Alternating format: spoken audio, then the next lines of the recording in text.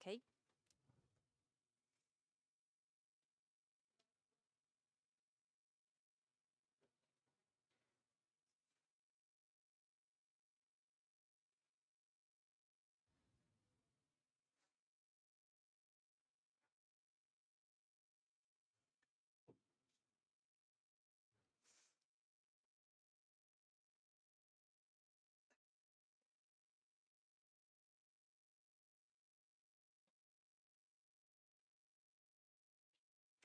Okay, welcome to this workshop on the role of hydropower on energy transition. This is a very important issues in this geopolitical situation, also considering the our transition towards a neutral continent by 2050.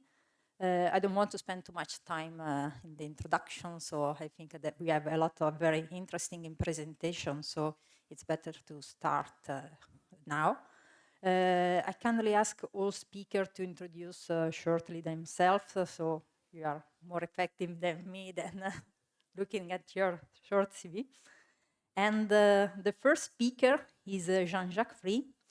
Is involved in the secretariat of the ETIP Hydropower. So Jean-Jacques will explain you all something about this new opportunity, the creation of the ETIP Hydropower platform, that it's extremely important to unify the voice of hydropower at the European level. So Jean-Jacques, the floor is yours.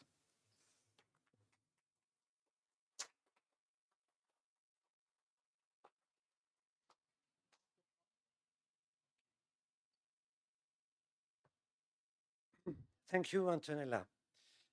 I am Jean-Jacques Free, and I work in the Secretariat of ETIP Hydropower.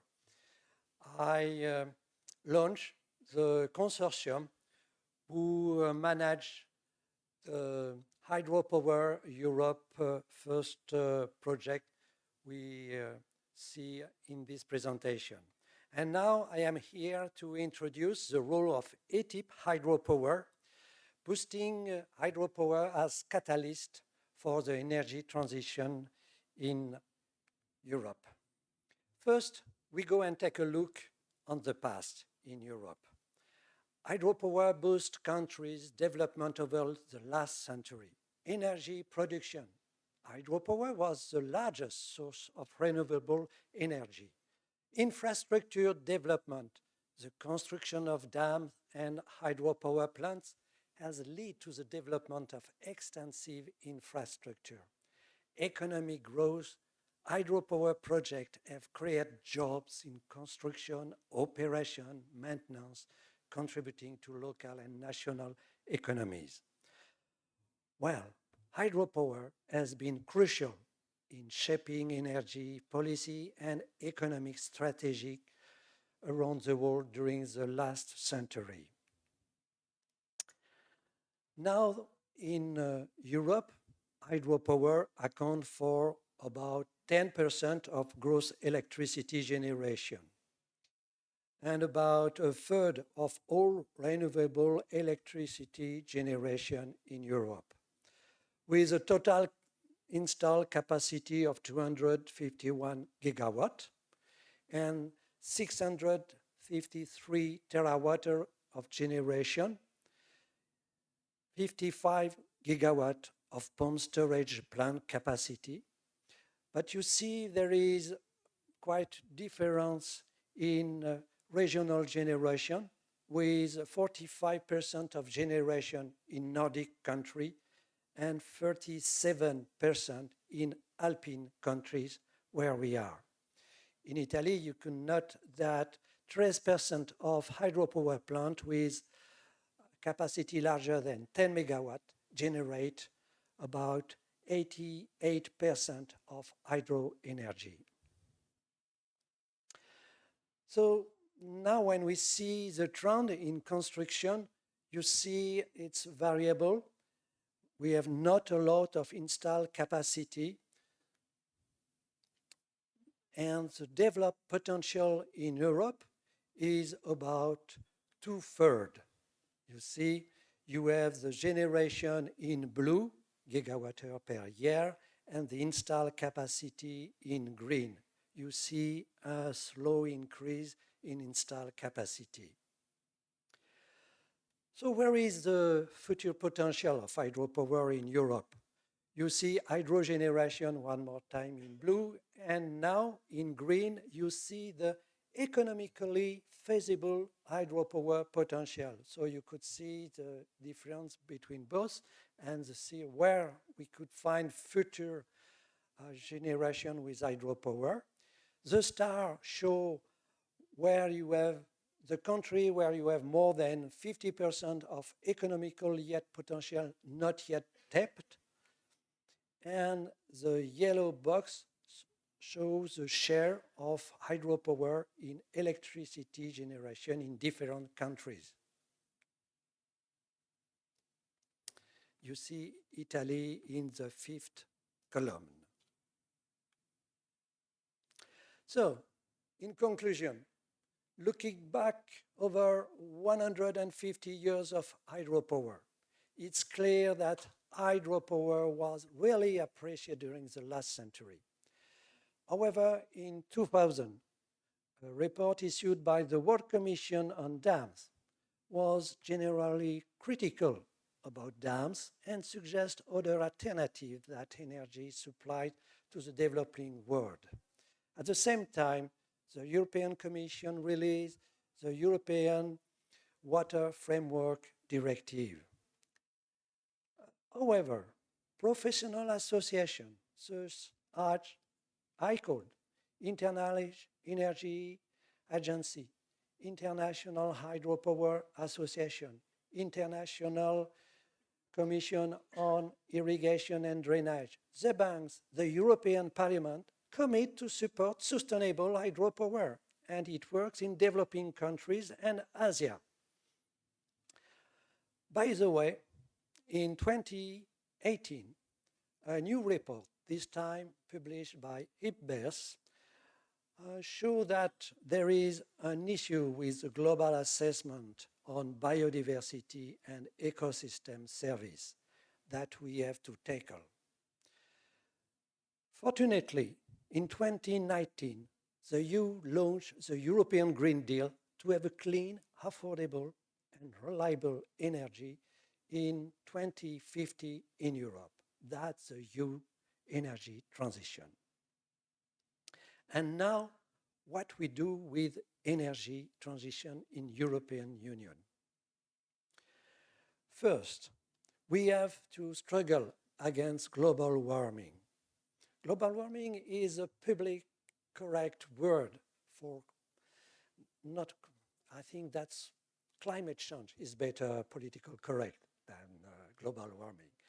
However, it needs a lot of effort. And you see that the first effort is to triple the global renewable power capacity. And that means that we have to multiply by 5 or 10 the flexibility needs and storage.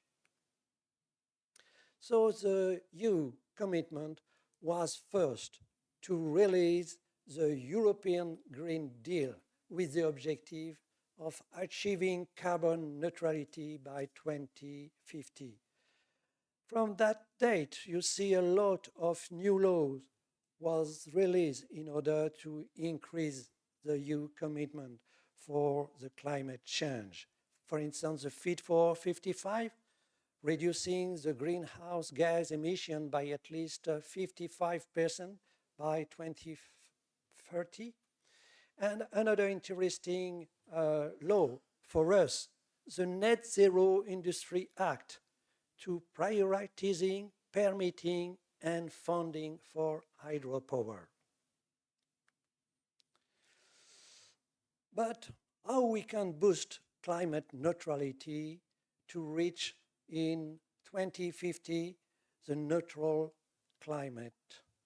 So we need a structure, and this structure was set up by European Union. That's a set plant, the Integrated Strategic Energy Technology Plant, which gather representative of member state and associate country, industry, and research on clean energy in a steering group since 2007. It aims to accelerate the energy transition through the development of low carbon technology in a fast and cost competitive way.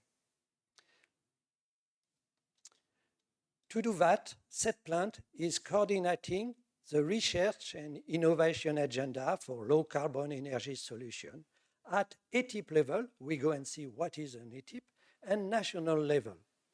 Setplant informs EU energy and research strategy and legislation. And in return, Setplant mobilizes political support and investment in clean energy technology from public and private sector.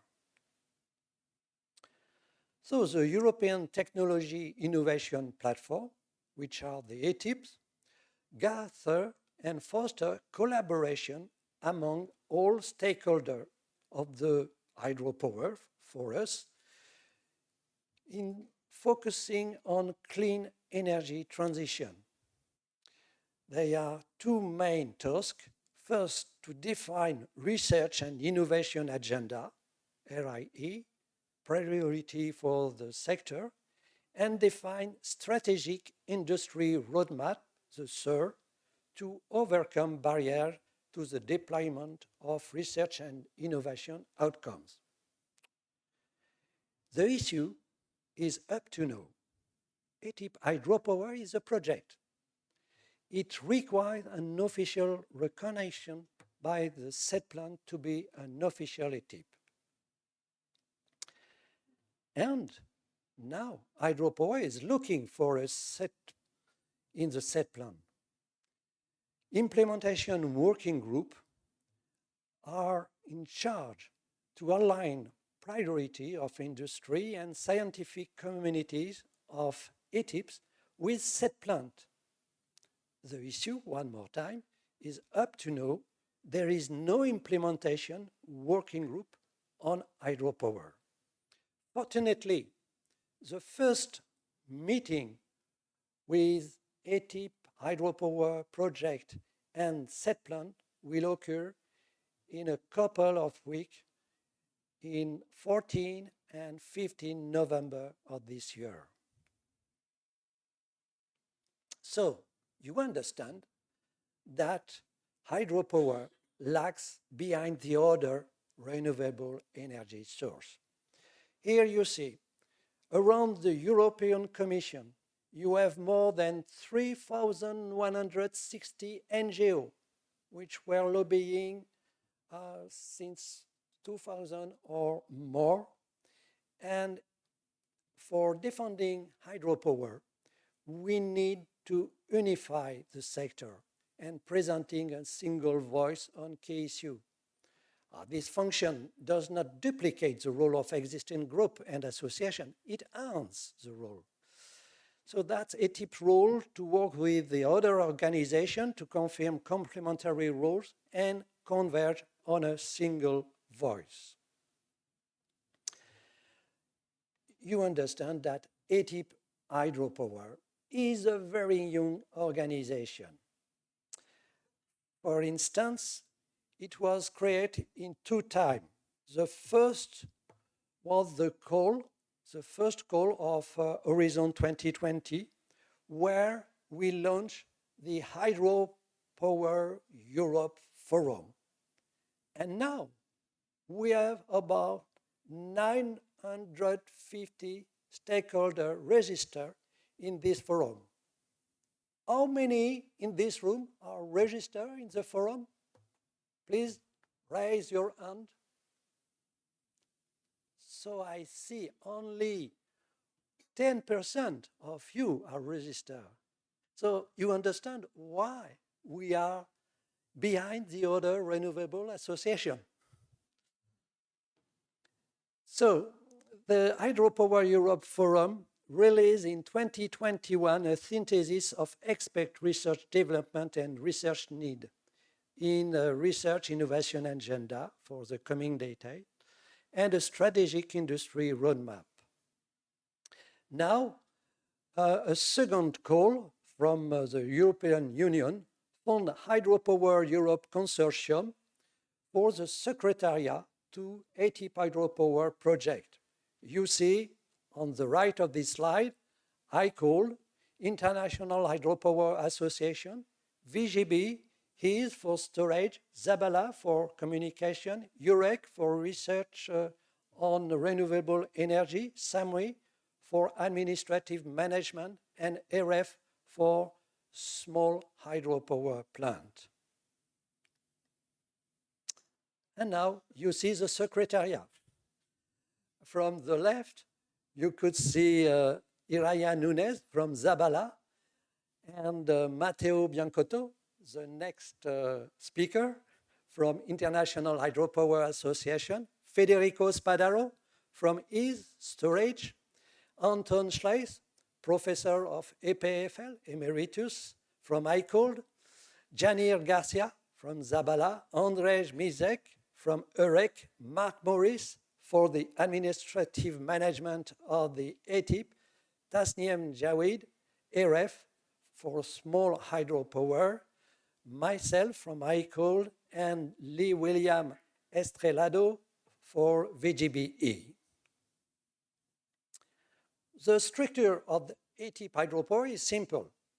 You have the General Assembly once per year in December, where all the 950 registrant members could vote for the governing board. The governing board have 26 members, a chairing team with one president and two vice presidents. Antonella is one of these vice presidents.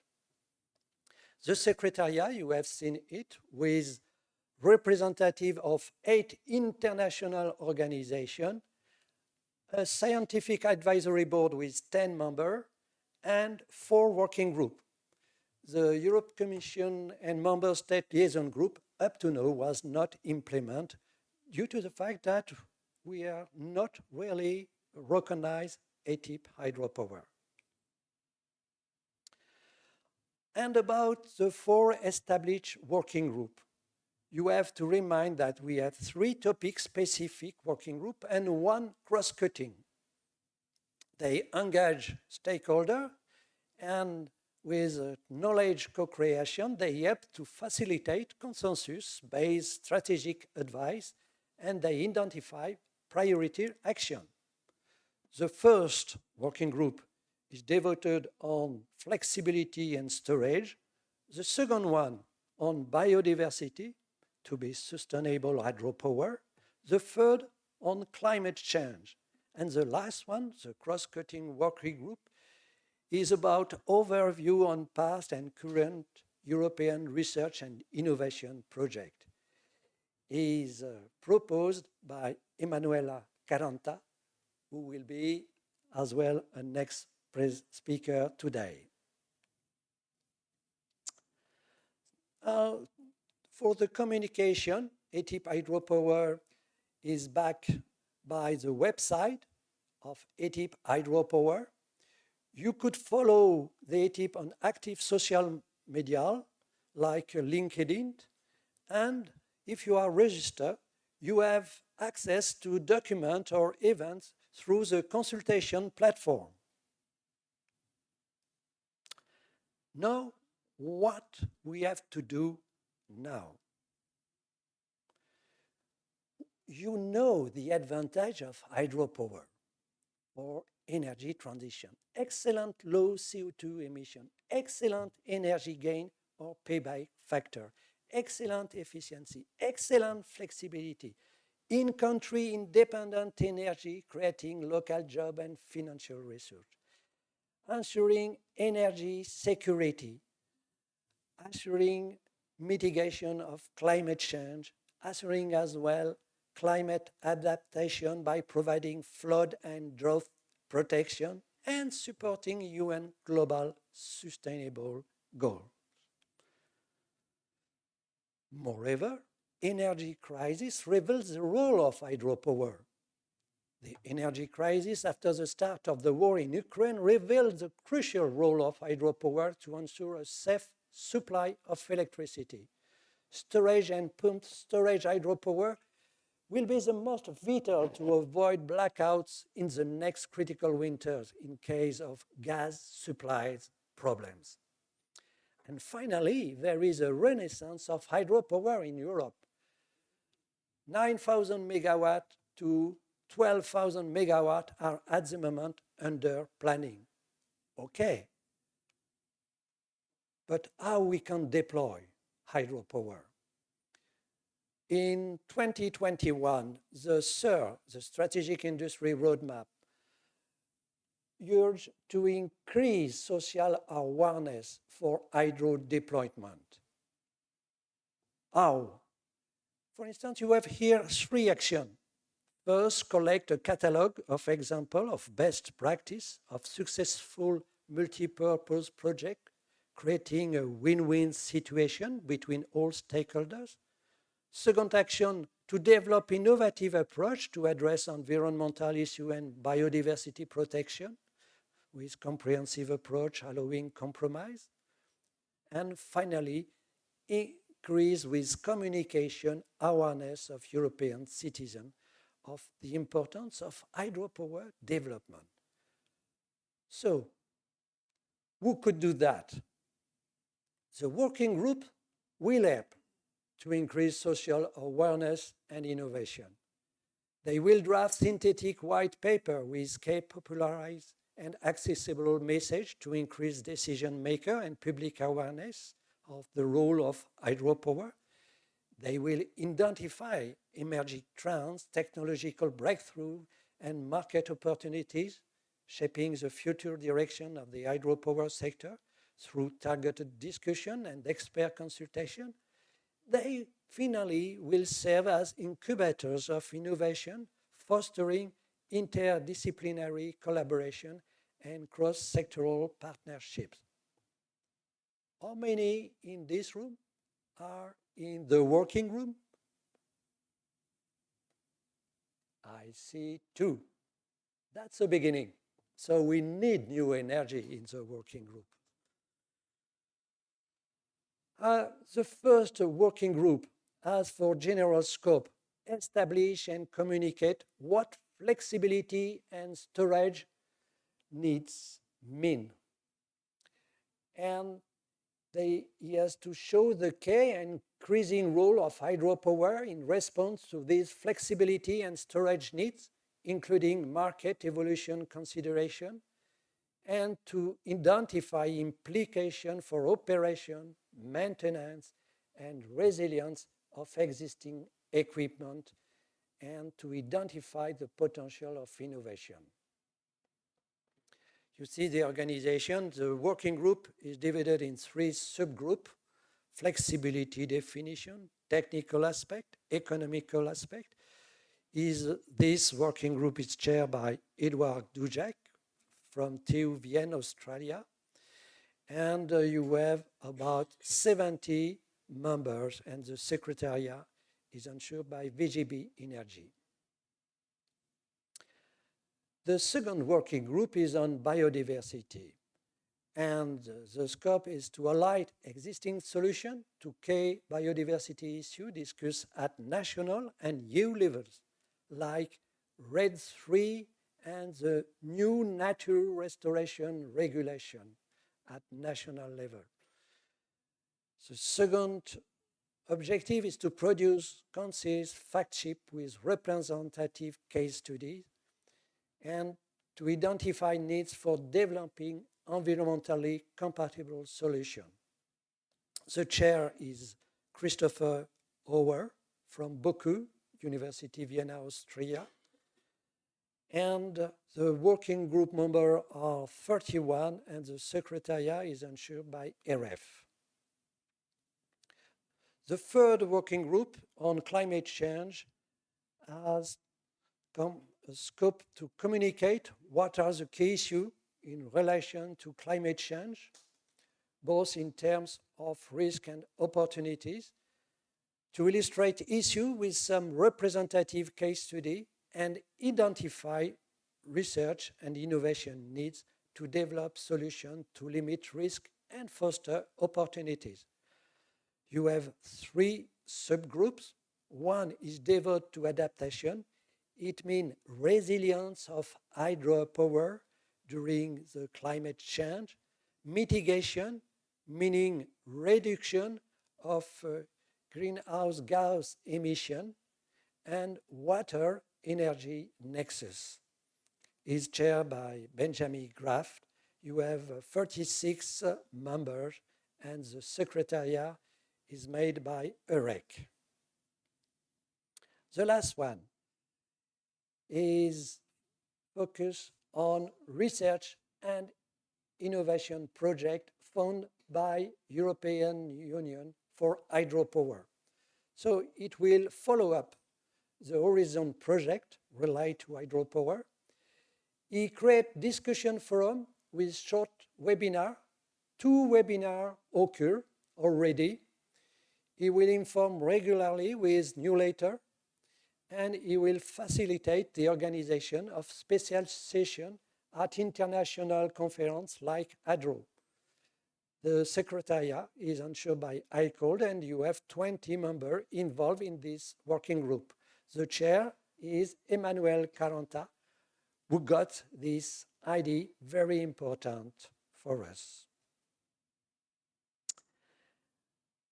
Now, another aspect of the action of the ETIP is the research and innovation agenda. The objective of research and innovation agenda is to boost research and innovation for hydropower development. Here you could see on the left of this slide the high priority defined by the research innovation agenda in 2021. In the center of this slide, you see the European Union Horizon call. And you could see the result, the select project by European Union on this topic. It's important to note that the funding from EU for hydropower has increased from 10 million euro in the framework program 7 to 40 million euro in Horizon 2020. And it will increase more with the communication of high priority for hydropower to the European Commission. Some example. Here you have the ReHydro project. You have 5 demonstration sites which implement and showcase innovative solutions. How we can improve the flexibility of the existing European hydropower fleet, how we can implement and demonstrate digital solution and advanced control system, how we can improve and ensure environmental sustainability and conservation of biodiversity, how we can identify European market needs in different scenarios. Another very interesting project is Store Hydro, and here you see the Alqueva demonstrator in Portugal. This is the first triple hybrid pump storage plant in the EU. The pump storage is linked with battery and floating PV. And this project will demonstrate the potential of a pioneering hybrid system in adapting to new market conditions through optimal and coordinate management of the 3 assets. Another interesting project is the Vouglans-Saumortier-Coiselet Dam Cascade, where one existing pump turbine is implemented, but another will be implemented, and Store Hydro will showcase how we can optimize the operation of the tandem PSP under a large set of constraints, and taking account the result of the ReHydro EU project. And finally, very new, interesting demonstrator is a coal mine in Spain using dense fluid. This new pump storage scheme use an existing coal mine with innovative mechanical pump storage. And it will be hybridized with a lithium battery and connect to a PV system. And this project has to demonstrate that we could manage such a system to answer the generation demand. You have more and more projects. You will find the information first on every platform, on the Hydropower website, or you could participate to the webinar organized by the Working Group A, or finally, you could join online or in person the Hydro Day on April 8, 2024. Finally, ATIP Hydropower handle the European Sustainable Energy Innovation Alliance recommendation for boosting hydropower research and innovation. With enhancing role of European hydropower, we have now the forum with 950 members. To foster global innovation ecosystem partnership, we have the research and innovation agenda, and to provide room for self-organization and entrepreneurship. How we can do that?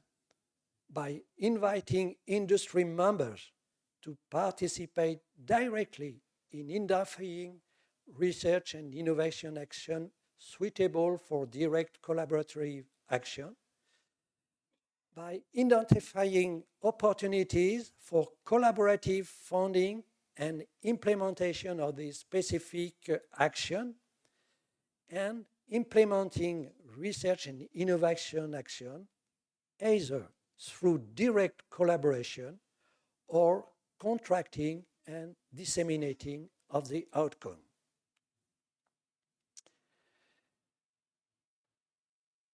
Thank you for your attention, and see you on the ATIP platform.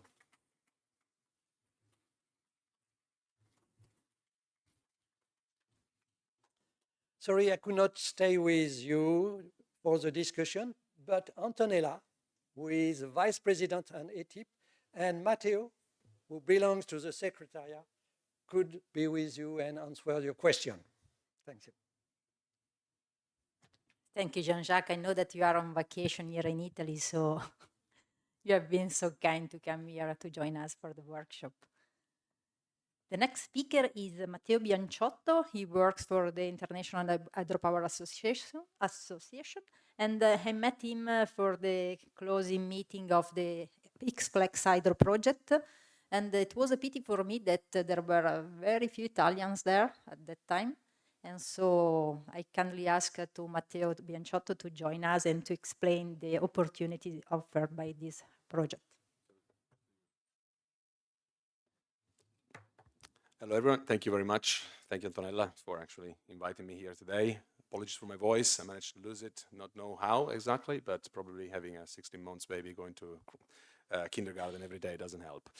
Anyway, invited here today to discuss about X-Flex Hydro. My name is Matteo Bianciotto, Senior Policy Manager at International Hydropower Association. I will go through the agenda very quickly. First of all, we're going to have a very brief background, trying to understand why the European Union in 2019 decided to invest a large amount of money, the largest ever EU-funded research project on hydropower. Then we will look at the project itself, try to give a brief description of the characteristic of the consortium. Looking at the flexibility technologies that were studied in X-Flex Hydro, we'll review very briefly 2 examples of applications of these technologies. And then we will briefly touch upon some policy recommendations that are raised out of the results of the project and the work done by the consortium that we believe were are and relevant for the European Union, but also for the member states when it comes to maximizing the potential of hydropower flexibility. So, first of all, there is a clear call. I mean, we've heard it. We've been speaking about it all day, and we will probably speak more over the following few days. There is a call for flexibility. This is easily explained by this chart. We are going to drastically change the way the power mix is structured. We're going to radically change the way the power demand works as well. We are electrifying economy, and that explains the big jump from circa 3,000 terawatt hour today of electricity consumed at the European level up to 5,000 by 2050. These are data provided by IEA. If you download NTSOE or if you download IRENA, I mean, all of them will provide you a certain forecast. They will all land more or less on those numbers. The point here, though, is that it's not only completely changing the system in terms of size, we're also completely radically changing the players of the system at the same time. As you can see, 70% by 2050 of the power injected in the system will be produced by sources that we cannot control in terms of dispatch, we cannot control in terms of start and stop, really, because we can only produce when actually there is wind or there is sun available. This causes challenges to the system, and therefore we need more flexibility. And this chart, I just put it there because I like to give magnitude to things. So what is this flexibility that we need? According to a research published by the Joint Research Center last year, the need for flexibility, so the power exchanged with the grid on a daily, weekly, seasonal level, so the overall flexibility exchange over a year with the grid will jump by 7 times compared with today. That explains basically the challenge ahead, which is quite substantial. Flexibility will become needs in big demand, but with less provider. Oh, suddenly there is myself instead of the presentation. And thank you very much. So it's a challenge, as I said, but luckily we are not alone. I will never try to claim that hydro is the only provider of flexibility. That would be nonsensical given the size, the scale of the challenge. But first of all, we must admit we are a pretty good player in that spectrum.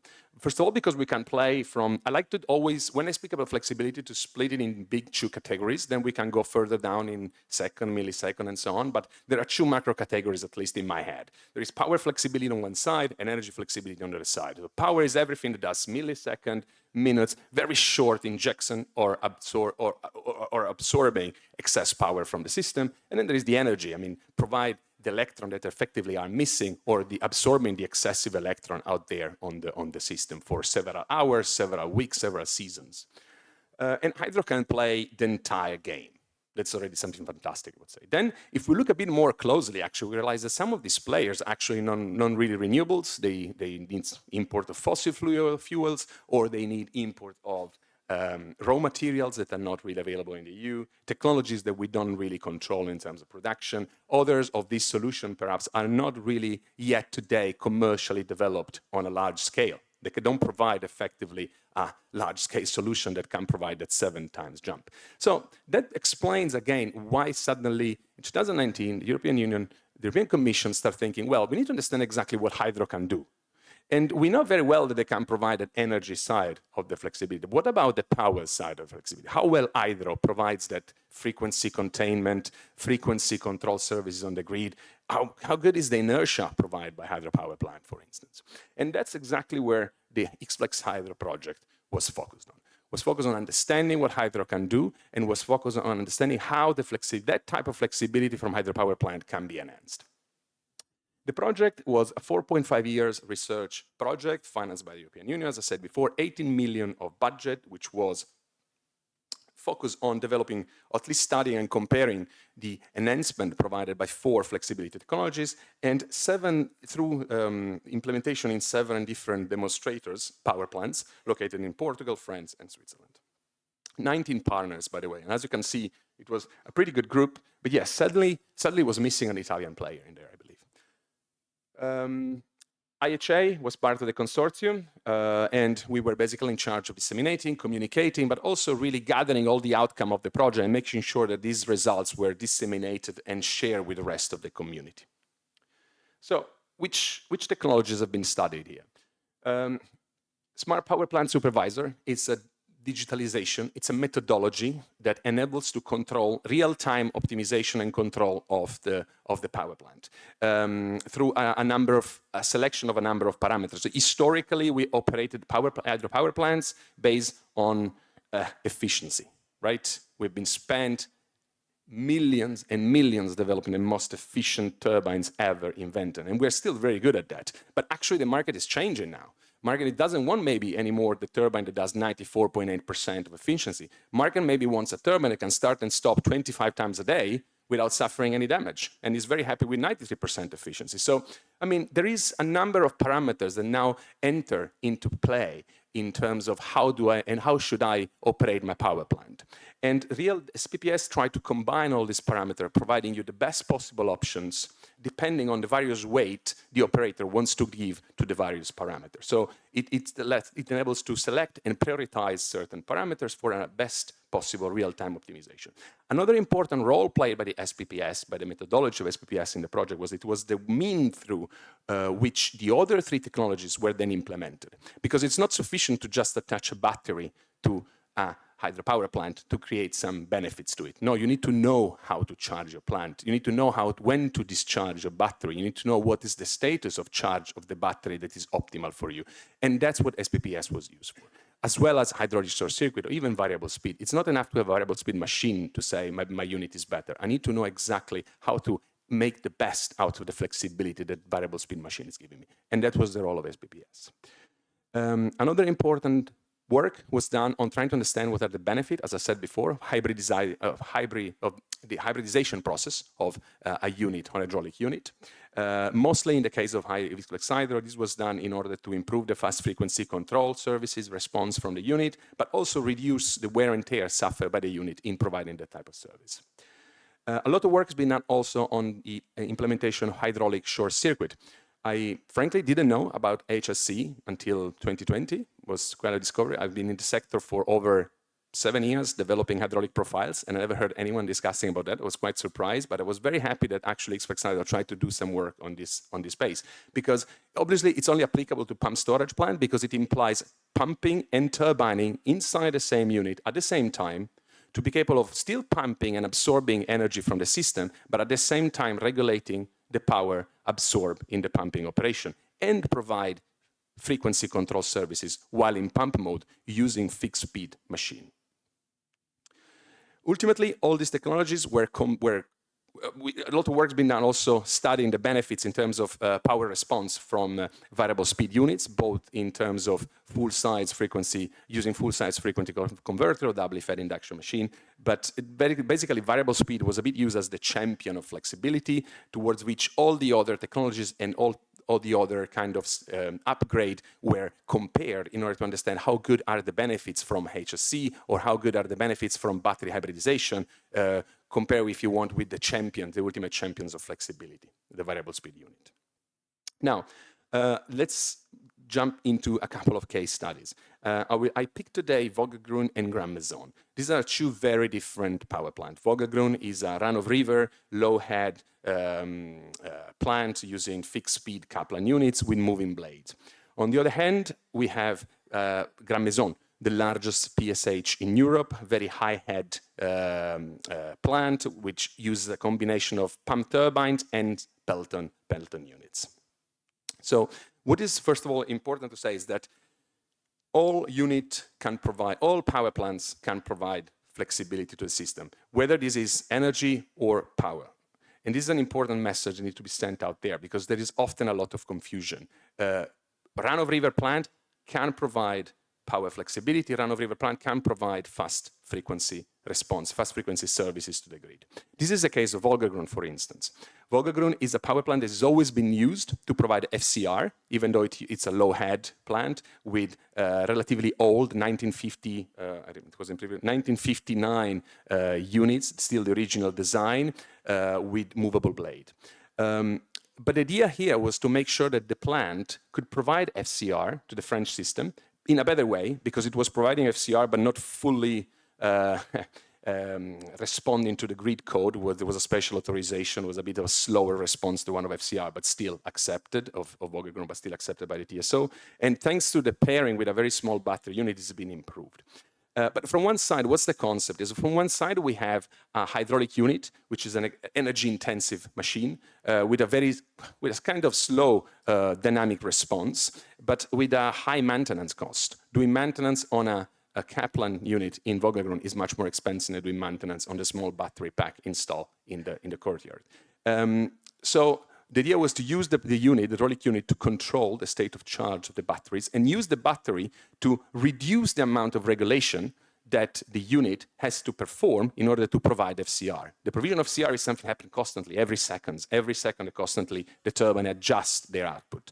And that means there is a lot of mileage accumulated on critical components of the units.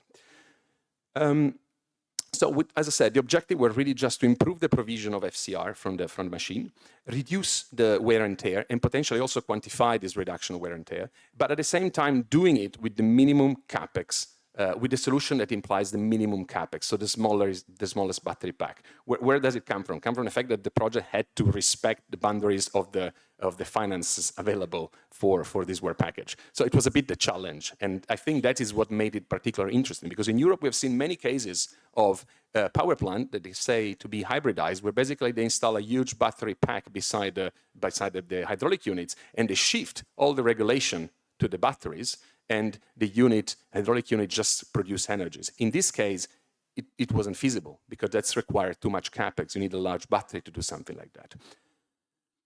So the concept in Vågagrund was found that beside a 35 megawatt unit, they decided to install a 0.65 megawatt battery pack with a very limited capacity of 0.3 megawatt hour. The goal is not to shift all the services, all the provision of FCR service to the battery, but was to find a combination. What is the optimum way to just reduce this amount of movement that the unit has to perform so that I can extend the lifespan of the critical components and postpone heavy maintenance that I had to perform every 3, 4, 5 years on the unit because of that amount of movement of the mileage accumulated.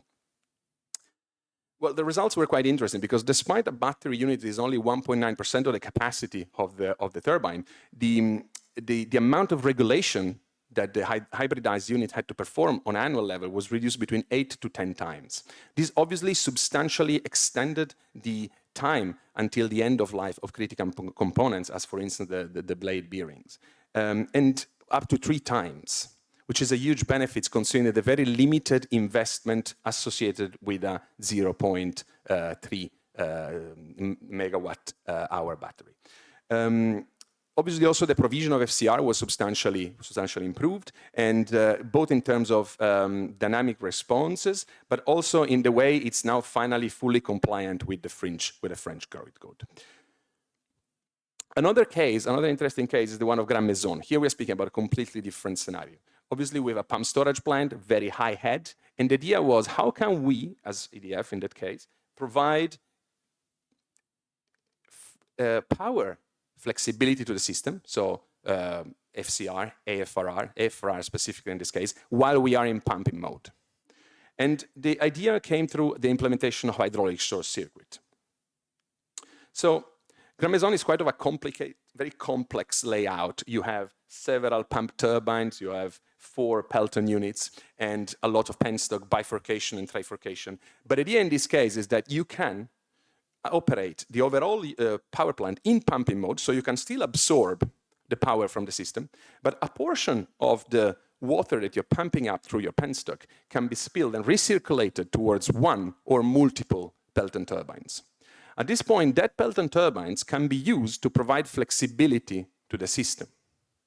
That means that in hours of low demand, moment of low demand on the system, on the grid, where you have a large, as in the case of France, a large nuclear fleet working, and perhaps you have substantial wind being wind generation at a moment of the day, probably late in the evening or even at night, you don't need to keep a gas plant on and active to keep regulating the system. You can do it through the pump storage plant that in the moment is absorbing the excess power. This is a huge saving, obviously, you can imagine. Obviously, it's not so simple, because the power plant was not designed to operate in hydraulic short circuit. So a lot of work had to be done in terms of CFD analysis, simulation, to really detect what was happening in the bifurcation, the trifurcation from a hydraulic perspective, from a mechanical perspective, from a structural perspective as well, in operating the trifurcation, the bifurcation with a flow that was not the one originally considered. But the results show that actually there was no critical risk for the plant. And hydraulic short circuit could be implemented regularly without any risk. Indeed, HSC was in services in Grand Maison since September 2021. It proved to be relatively cheap to be implemented because there was no change to any hydraulic or structural components of the plant. Grand Maison plant was basically simply, it's exactly the same, no components were changed. So it was just a way to check that there were no consequences in operating the plant in this mode. 56% actually of the overall pumping time in 2022 was done in hydraulic short circuit mode, because probably they've seen the benefits of doing so.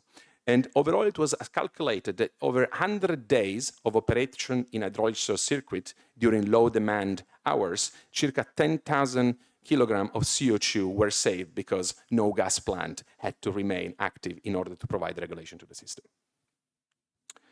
Now, these were only two examples. Exploitation has 7 different demonstrators that basically try to combine any type of cocktails of those 4 technologies that I've presented you before. There is a report available. There are multiple reports available out there. I will give you some QR code at the end if you want to download and know more. But another part of the work done by Exploitation was really not only trying to understand how much flexible is a hydropower plant, or how much can I improve the flexibility of a hydropower plant, as we did in the case of Vogelgrund or Grand Maison. But also, is there the necessary environment, the business case, the regulatory framework that will facilitate the implementation of these technologies on a large scale in Europe?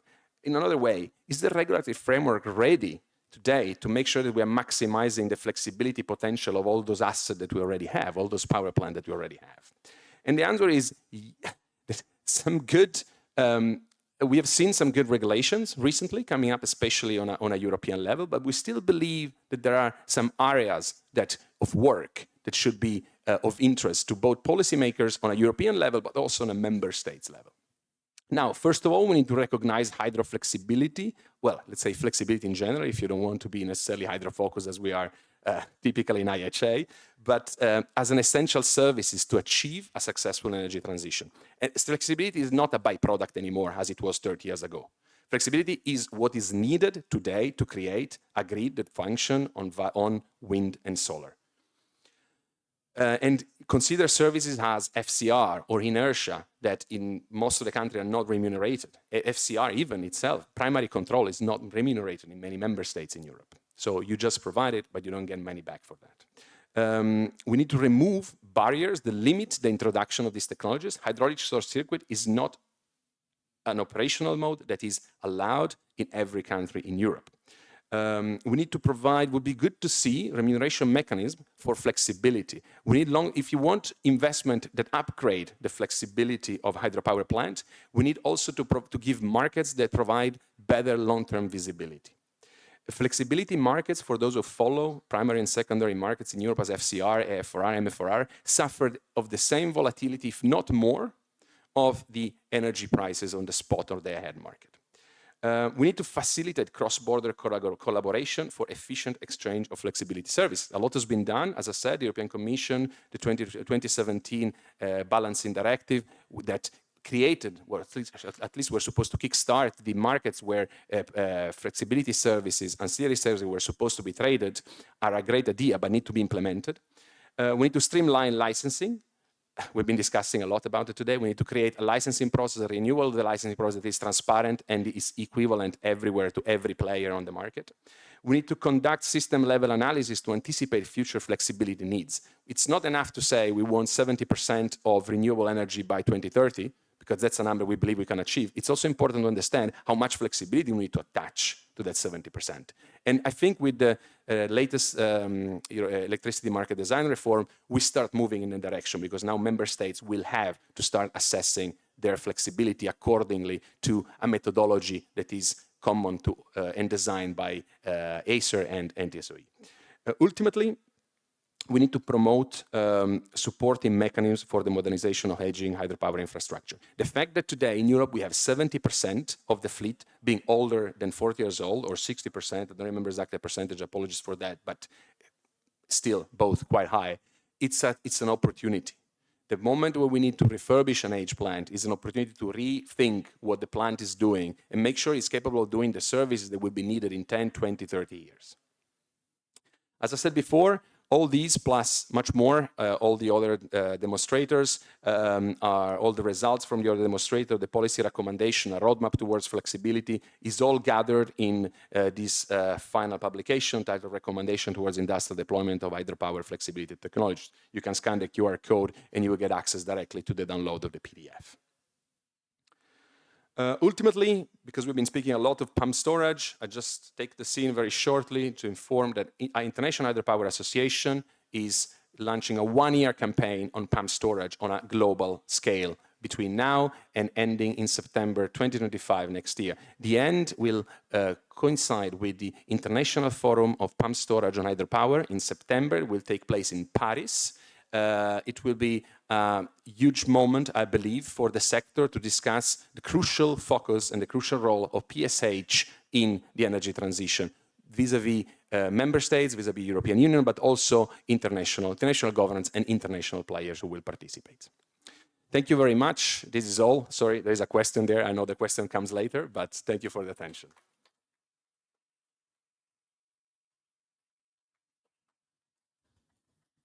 Thank you, Matteo. I think that some of the final recommendation will be addressed by my colleague in the final presentation.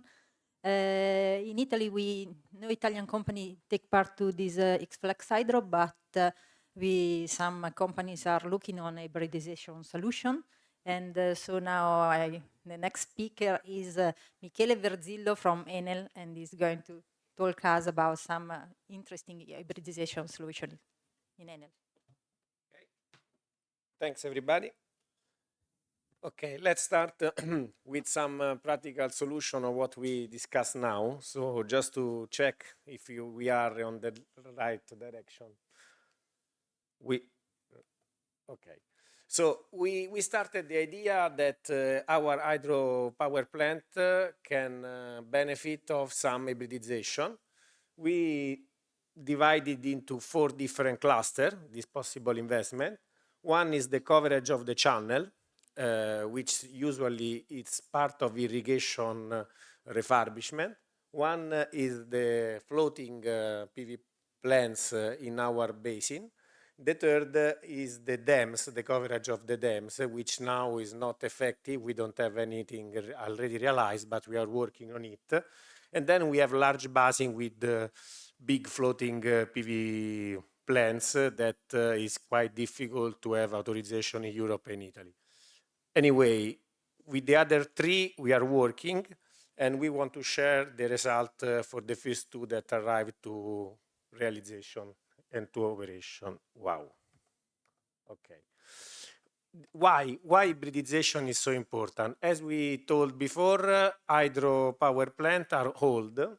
It means that the technology is old and the solar is new. By this symbiosis, we can make hydroelectric more young and benefit of the infrastructure already existing. For example, we just checked some of the benefit we can have for an hydropower plant. We can have a unique SCADA, which can allow a lot of as an enabler for a lot of activity of digitalization. We can have predictive analysis and all this kind of efficiency analysis online, these kind of things that usually are done for big hydropower plant can be done with the small investment due to the presence of the solar power plant.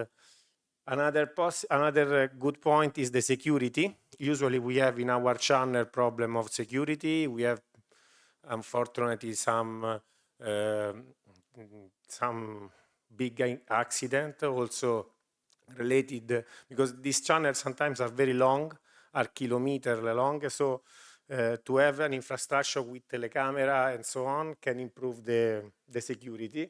We have for sure an evaporation reduction due to the coverage, and we have more safety on the infrastructure due to the sensor that we can put during the part we want to invest. Okay, these are the first plant we did. Is a floating PV plant in our basin, in our tank. It's in Venaus, in Piemonte. It was a good solution for us. The interaction between PV plant floating and hydro is frankly very easy to get. Is good for both. The cooling effect of the water improved the efficiency of the solar panel. The coverage reduced the evaporation. The installation can benefit of the logistic of the hydropower plant, and so you have spaces usually close to the plant and to the area in which the plant operates. And usually it has been considered from the authorities as an improvement of the existing plant and not as a new plant.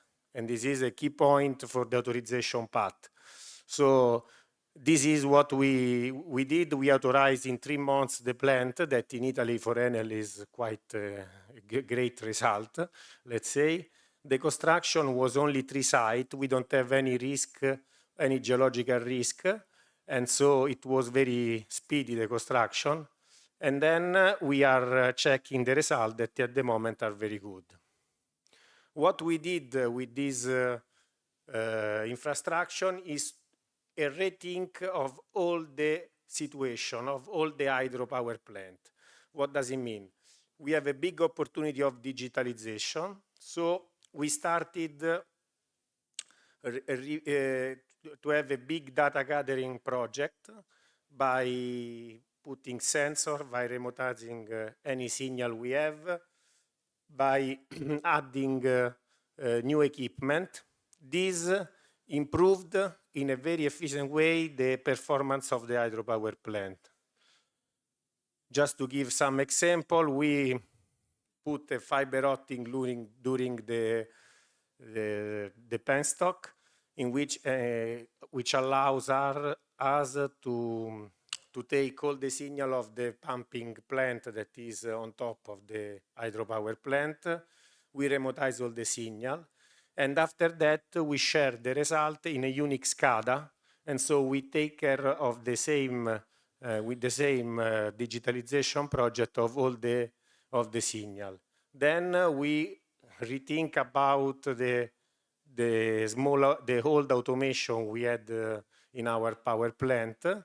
We change the cards by remotizing the signal in order to have all the possible data in the same SCADA. How to do this? We try to do it according to international standard. All the signal arrives in an ordered way. We wanted that it was available for any possible improvement and for any analysis. So we used the international standard and we adopted the so-called Enel data model, which is at the end the tag name to be adopted for each tag according to international standard as defined. The first part of the name was the so-called RDS part, like the functional location in your SIP. And the second is the logical node, what describe what the signal does. In this way, all the data gathering activities can be standardized and structured, even if there are a lot of signal to be remotized, and without any problem of understanding the signal and giving a possibility to do template. These templates are the base for the definition in what we call the event management. So whatever you have a block or an alarm on an hydropower plant, now is managed with the logic which is more close to a wind turbine than an hydro turbine. And the template used can be used for other hydropower plant. So all the temperature have the same code due to the data model, and all the alarm and block related to the temperature for that particular components can be used by analyzing for the same model and template. So you have some digital solution available and simplify the approach to adopt predictive solution.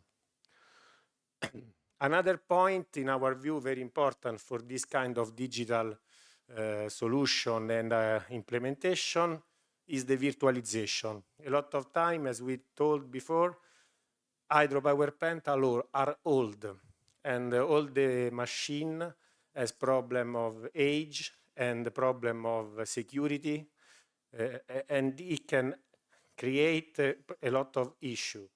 The idea is to have a unique server capable of virtualize different system operator in order to receive different signal from different machine. All the software are in this unique server. In this way, you can, for example, for a cyber security point of view, reduce the risk and use a unique upgrade. We have this the benefit of the virtualization. It was part of our smart repowering approach, and in our view is the base of a new digitalization approach. If we want to take all this data from the hydropower plant, if we want to take a lot of signal, if we want to go to the IoT, we cannot we must identify a language, the tag signal, how to do a taxonomy. We must identify an architecture. We must identify how this communication must be done inside the plant. And we can take the solar and wind technology that are more advanced because they are new as an example, and we can use that solution also for the hydro. This is the lesson learned. Okay, what we are doing in Venhouse, we are open in these days the second phase of the construction site. We are enlarging the plant. From 1 megawatt, we are going to 2 megawatt. But more important, we are integrating in this plant a desedimentation which will work in a continuous approach. For us, it's a very important part. The sedimentation reduces the possibility of flexibility, which has been analyzed before as a key factor for the hydro. So if we don't take out the sediment, we lose our very important key point to become a leader in the transition. So we don't have to forget, it's something that everybody want to remove. Don't speak about this, but it's a huge problem. The idea of a desedimentation in continuous is something very cheap if it works. It can create problem because the sediment go through the turbine, so you have to measure and to have predictive analysis, more inspection and whatever, but the benefit is huge. So there are two things that we are going to do in this plant. The first is as you see in the red part of the floating power plant, there will be some agitator, just not to have sediment below the floating plant.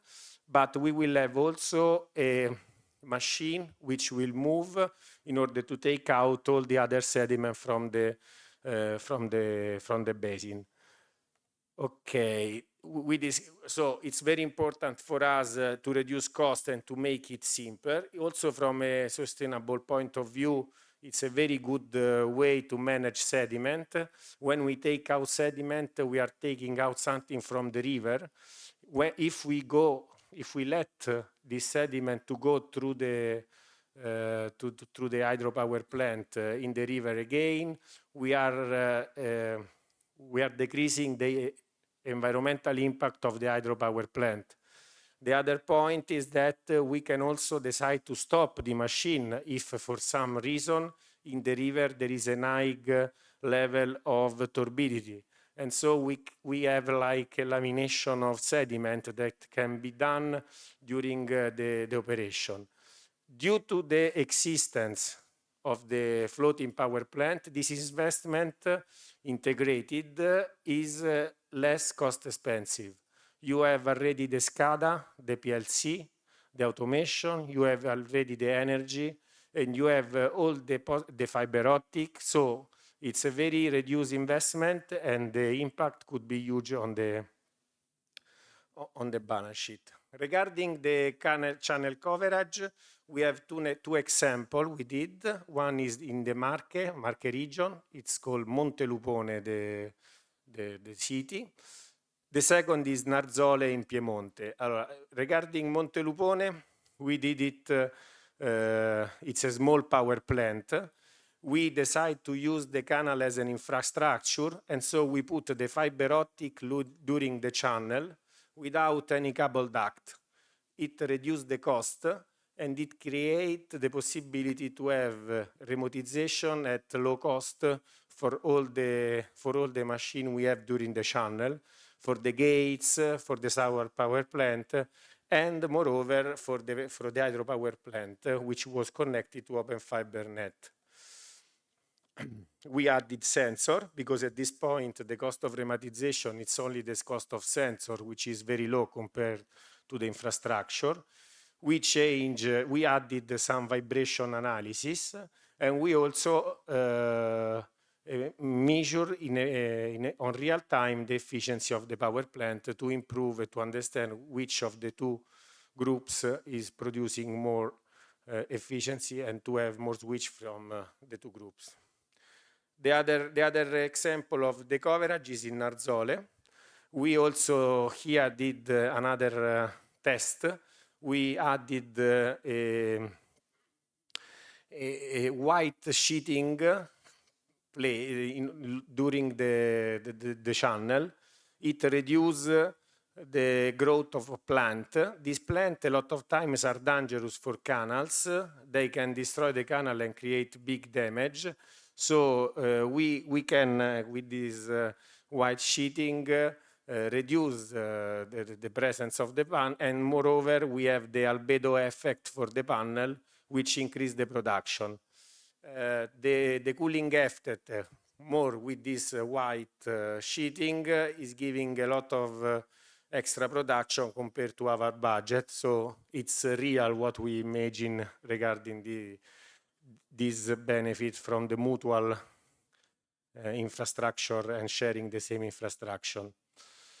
Okay, the other point. During the Narzole, a lot of time, hydropower plant doesn't have good connection. To have the fiber optic during the channel allows to find other point to connect the plant. So all the data starting from the hydro and from the solar, during the channel meet a fiber optic area, and so we could connect without satellite, without all the traditional way, cost expensive, usually not very efficient. We could connect by fiber optic all the data, improving the analysis we can do by remote. Okay. The other point, it's very important. We discuss about flexibility. We try to do it with the Rano River power plant.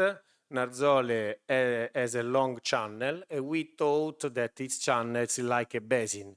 It's a different shape, but at the end, it has the water. So but we started the test to provide the secondary regulation with the Rano River plant. Thanks to the sensor we put, thanks to the new SCADA, thanks to the RTU, which is with the new software, we want to start to offer these services. It means that if you have 1 megawatt of offer of secondary regulation, and the signal gives you the opportunity to do it, you start, for example, following the signal, producing more than the 3 megawatt can usually does this Rano River, and the water start reducing in the canal. Due to the fact that the band you offer is reduced, you can continue to follow the signal, and it is paid more than the energy you produce. This kind of regulation is also stimulated, as we discussed, by the solar plant. So we built the solar plant, but also built the way to manage this energy who goes into the grid. And for us, the idea of smart repowering hybridization is this.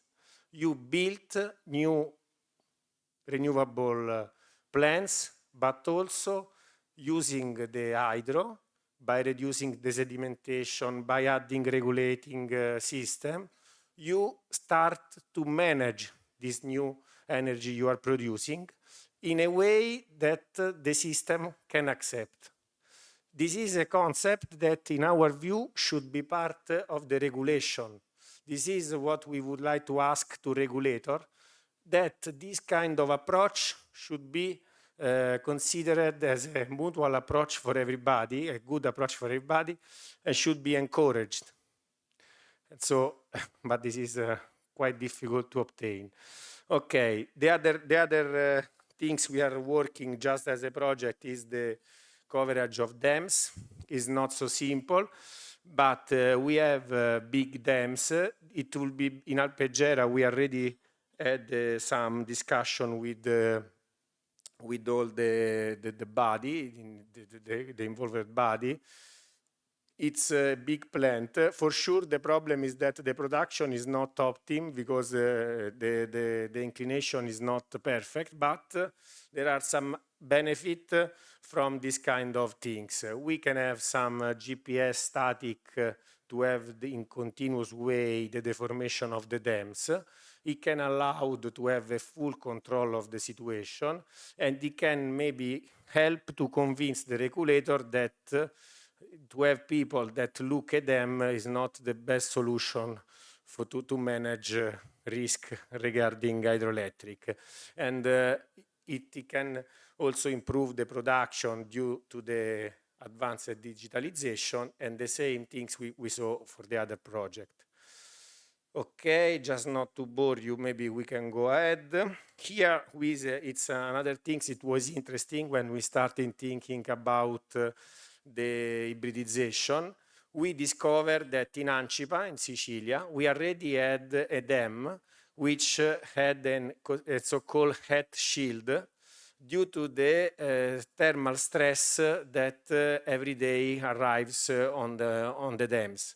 So due to the fact that we have a lot of difference between night and day, temperature of the water and temperature of the air, the dams was at the critical point, and they decide to put a shield. What we are going is the same, but the shield, in our view, should be made by PV panel in order to make the shell more efficient, in order to produce energy, moreover, than cover and protect the dams. This is the idea. So somebody started with this idea, but the panel at the moment wasn't so cheap, and it wasn't possible to have a solution like this. So just to make recap what is our experience. In our view, the pro to have hybridization compared to a new greenfield solar power plant is the permitting if the body authorities understand this. In this moment, is not regulated at national level. In our view, should be clear that if you are covering like an industrial plant, which is hydroelectric is an industrial plant, should be treated as a coverage of an industrial plant, not as a greenfield, even if sometimes hydro are in a very nice place. But anyway, they are industrial plants, so should be considered this in the authorization path. Now, only some regions, some authorities have this approach because it's not clear at the national level. Not land lease.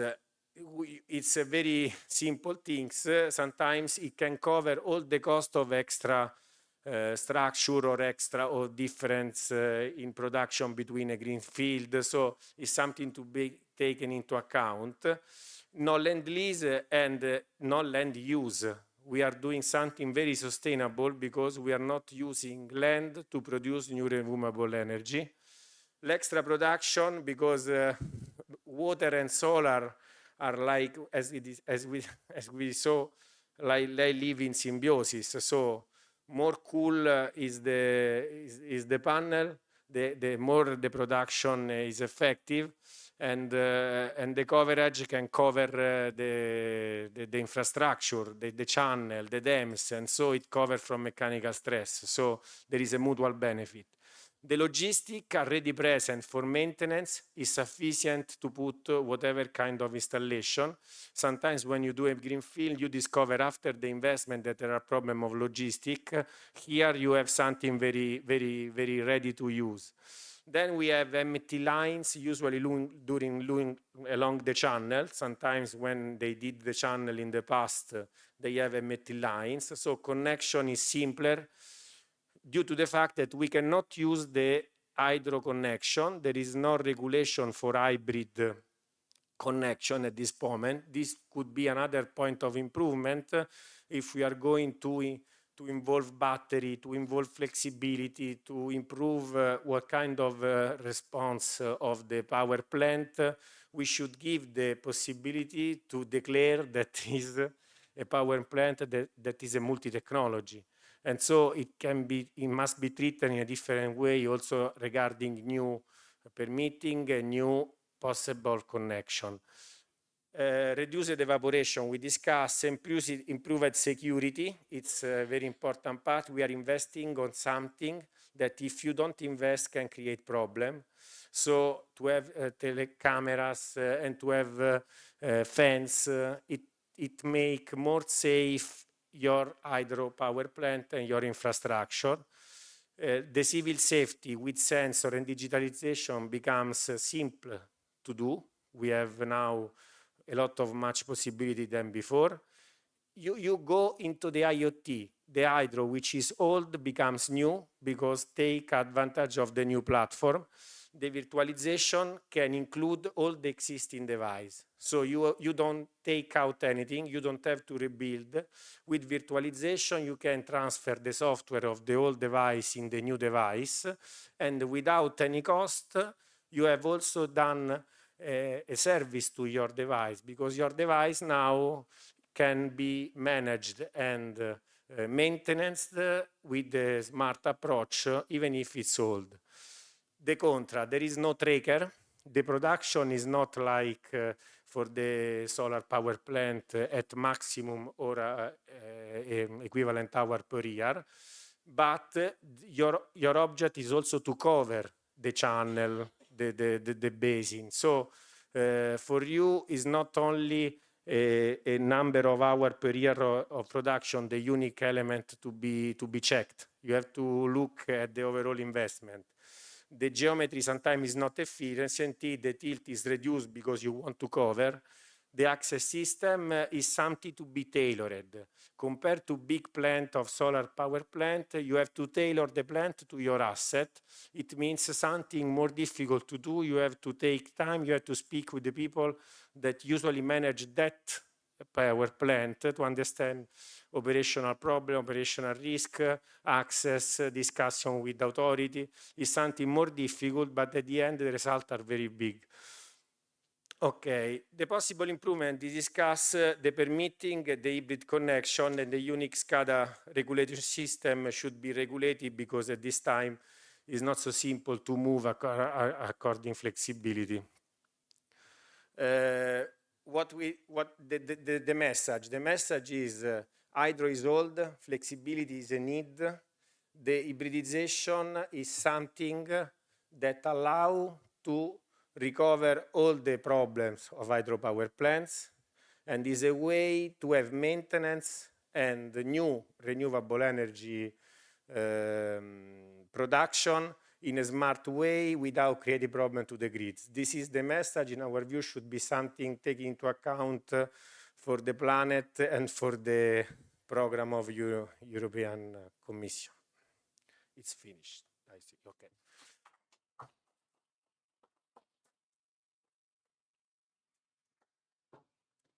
So our power network needs flexibility, but also storage capacity.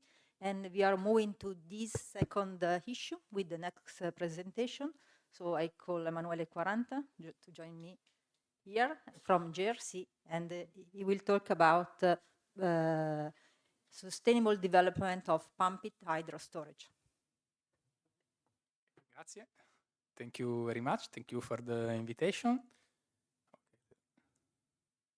I am Emanuele Quaranta. I work at the European Commission on water topics, in particular hydropower. In particular, I work at the Joint Research Center of the European Commission. I'm sure that most of you don't know that the European Commission has a research center. And the aim of the research center, in particular, I am in the Ocean and Water Unit, is to perform scientific assessment in order to provide scientific support to the European Commission and to the legislation. In particular, that I work in the water field, our unit work in different kinds of water, from the ocean to the rivers, hydropower, water in cities, for agriculture, for example. Here are all the directives where our unit has been involved in order to support the European Commission in this different legislation. Today I will talk about sustainability in hydropower with focus on pump storage hydropower plants. As you know, hydropower is at the center of a big debate because it is renewable, so a lot of benefit for the clean transition, but on the other hand, there may be also some impact that could be generated, especially when a new dam is installed in a river. On one hand, indeed, we have a lot of benefit that hydropower provide, renewable energy, flexibility, storage, but also export capacity. We have to think that if we consider all the global export of hydropower equipment, the European Union companies hold 50% of this, so also more than China. But on the other hand, there may be some impact that we should not ignore, as for also all the other energy technologies, there are impacts also for hydropower, especially on fish, on sedimentation, on river fragmentation. And this conflict can also be seen in different directives of the European Union. On one hand, we have, for example, the environmental directive, like the Water Framework Directive, Directive Aquawatt, where hydropower is an impact. But on the other hand, we have the Renewable Energy Directive, where hydropower is key to the energy transition. Then there are other contexts, like, for example, the floods, so le piene, le alluvioni, where barriers in river can exacerbate by obstaculating river flow, so can still exacerbate the floods, but reservoirs, on the other hand, can store water and mitigate floods. So also in this case, we have different conflictual targets of hydropower and reservoirs. So in order to achieve sustainability in hydropower, we need to find where there is the balance between the impact and the benefit. And so try to promote sustainable solutions and sustainable strategies for hydropower. And this is the topic of today. I will show you some potential, some numbers, so how much more hydropower in a sustainable way we can build with focus the European Union. In particular about pump storage hydropower. Just a few words about pump storage. Pump storage, okay, are constituted generally with two reservoirs, sometimes more reservoirs, connected with pumps and turbines. It is possible to pump water where we need to consume energy, and when we need to produce energy, we activate the turbines. We can distinguish between closed loop and open loop. Closed loop are when pump storage hydropower plants are not connected with rivers, while open loop when they are connected with rivers. Why are important pump storage hydropower plants? Because if we consider all the energy storage technologies, so mainly batteries, pump hydro, hydrogen, pump hydro storage hosts more than 90% of energy storage capacity. If in these numbers we also consider traditional hydropower reservoirs, they practically store almost 100% of energy storage capacity. Where are located pump storage in the European Union? This is a picture taken from the website of the International Hydropower Association, and you can see here that most of pump storage hydropower plants are obviously in the Alpine context. And in the European Union, the installed capacity in turbine mode of pump storage hydropower is 46 gigawatt. That is more or less 25% of the global installed capacity of pump storage. So European Union, also in this case, is a leader in pump storage hydropower plants. And if we have to say how much is the energy storage in pump storage at the power plant, what is the energy storage? We define energy storage in gigawatt hour, the amount of energy that can be generated in one cycle. And this is more or less 1,300 gigawatt hour. So if all pump storage at the power plant could generate altogether energy in one cycle, that would generate 1,300 gigawatt hour. These are estimates. Obviously, the result may change a bit, but more or less this is the order of magnitude. Okay, now I will show you some sustainable option. The first slides are on this topic. So how is possible to increase this energy storage capacity by simply improving the operation of the existing pump storage hydropower plants. So by improving the operation, this means that no new barriers is added, so no new impact, only benefit. The first option is to modernize them. We'll carry out an assessment, generally for hydropower, with new technologies, digital solution, new electromechanical equipment, new waterways and penstock. We can increase energy generation by more or less 10% at the European scale. Obviously, pump storage hydropower are more important not for energy generation, but are more important for flexibility. And I will not go into the detail because already Matteo in their project X-Flex already explained very well how pump storage can be upgraded in order to improve flexibility. So for example, with variable speed turbine, short circuit operation, digital solution. And why it is important to refurbish pump storage, in general hydropower. Here you see the increasing of installed turbine capacity in pump storage hydropower over the year. You can see that there has been a boom after the Second World War, so around 1960, 1980. Then in the last year there is an increase, but very slight. And so most of pump storage hydropower plants fall in the category 1960, 1980, so they are quite old, 50 years old. So there is a need of refurbishing them. Another option in order to increase the storage capacity of reservoir and of pump storage is, for example, to increase the height of the dam where it is possible. There has been a study and several case studies in Switzerland, for example, that by increasing the height of the dam between 5 to 10%, is possible to increase the storage capacity at the national level, so for all Switzerland, by 30%. And this reasoning could be more or less extended to all the Alpine context. Also, the sedimentation is important because every year, more or less, 1% of the storage volume is lost due to sedimentation. And this limits, obviously, the storage capacity. But dredging has also a cost. Enel showed also some cost of some euros per cubic meter. If we extend this analysis to all the European reservoirs, we came with some calculation at the cost that dredging more or less costs between 2 to 8 billion euros per year. So the sedimentation is important, but there are also costs. So now the second approach, is possible to build new pump storage without building new dams? Yes, by, for example, using existing structure or existing infrastructure. The first is the using of abandoned mines. There is a European project called Atlantis that is addressing this topic in order to use abandoned mines to create pump storage hydropower plants. And according to some calculation, always at the European scale, the potential of the most economic site is 3 terawatt-hour. If you remember, I say that more or less the current storage capacity in pump storage is 1.3 terawatt-hour. Using abandoned mines can still increase this by 3 terawatt-hour, so more than double the existing capacity. Another option is to interconnect existing reservoirs or existing hydropower plants. And obviously, depending on the distance between the reservoirs, the potential can increase or decrease. If we assume, for example, to interconnect a reservoir within 20 kilometers, we have a potential of 14 terawatt-hour. If we consider, more realistically, to connect only reservoirs, for example, within 5 kilometers, which is a reasonable distance, we have 800 gigawatt-hour.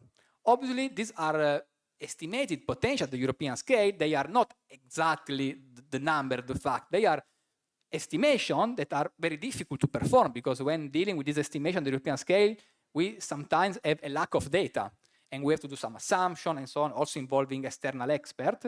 But in any case, even if they are approximated, they show the order of magnitude, so the importance of each strategy. So it is 1, 10, or 100. This is what matters at the European scale. Then obviously at the local scale, more sophisticated calculation should be carried out. Then another option, so the last option, is possible to better operate the pump storage hydropower plants and the overall energy system in order to reduce the need of storing energy.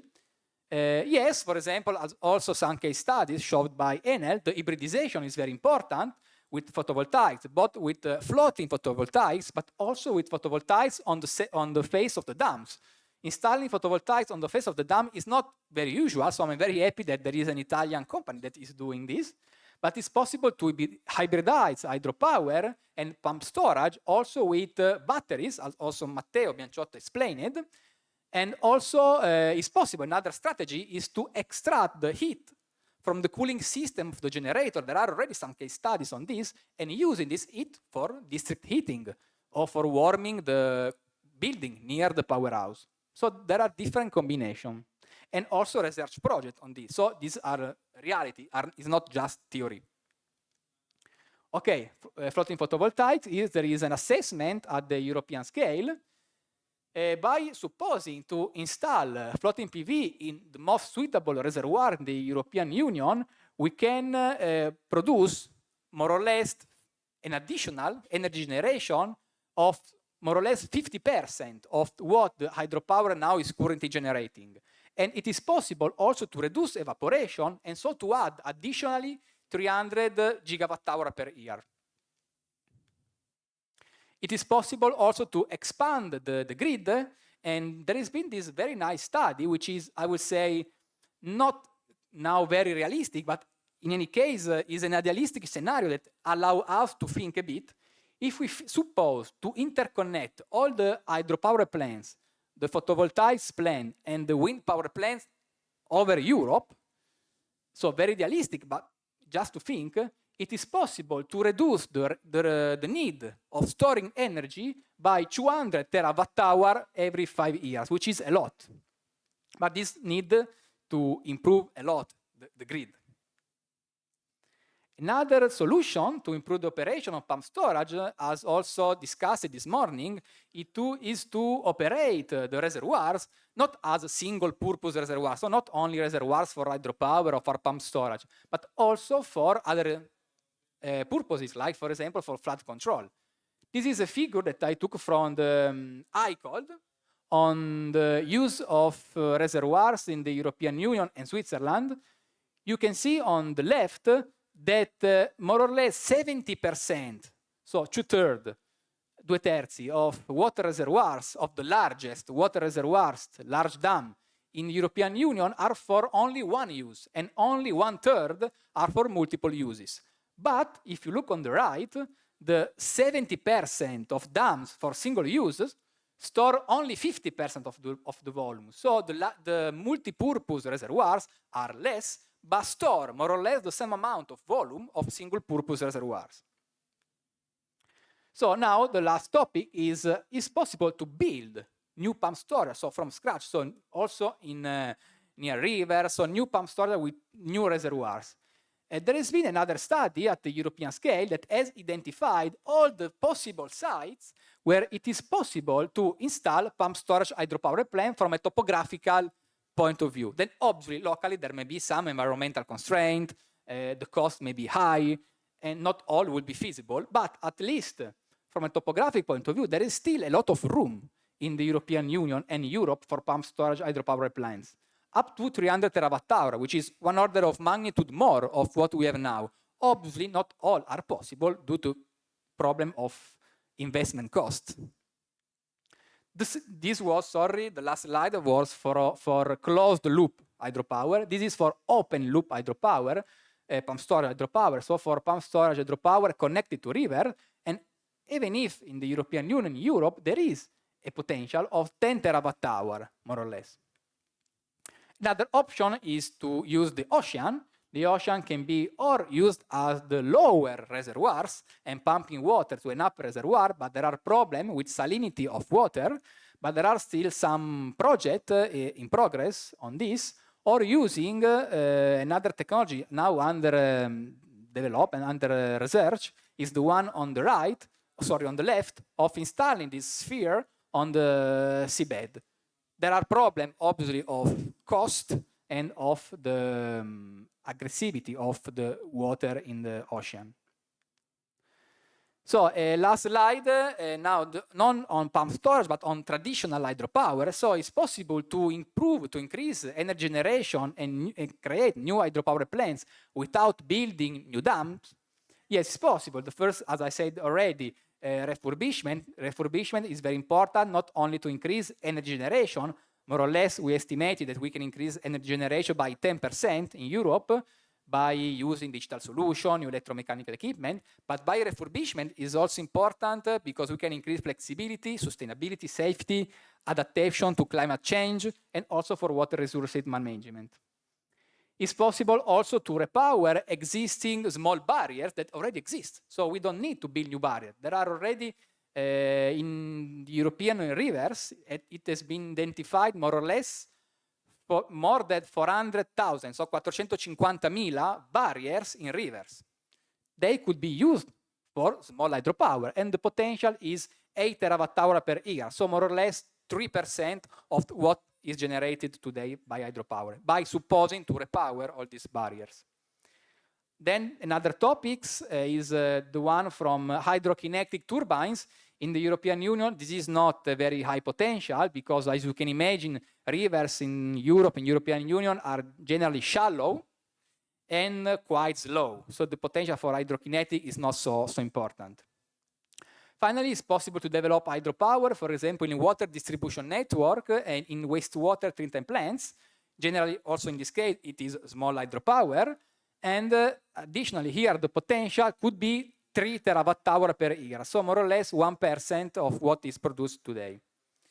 Here are some key references, and I would like also to say this, that in a few weeks, the hydropower and pump storage report of the European Commission will be published. I will leave some leaflet here if you want to collect it. And in a few weeks, it will be available. It is published every year. And the comments from all type of stakeholders are very welcome. So if you read it and you find something that you would like to comment, you can send me your opinion. And sometimes we have also included some comment of companies in this report. So thank you for your attention. I show several numbers in this presentation. Again, these numbers are estimates, and so they suffer of a certain uncertainty. But in any case, they show the order of magnitude of priority. No? So if we found 100 as number, this means that this is more important than the strategy that showed 10 as number. Then this 100 could be 110, 90, but more or less the order of magnitude is that. And thank you. I'm very happy also to hear your comment, your criticism. These are all scientific studies, so critics are very welcome. Thank you.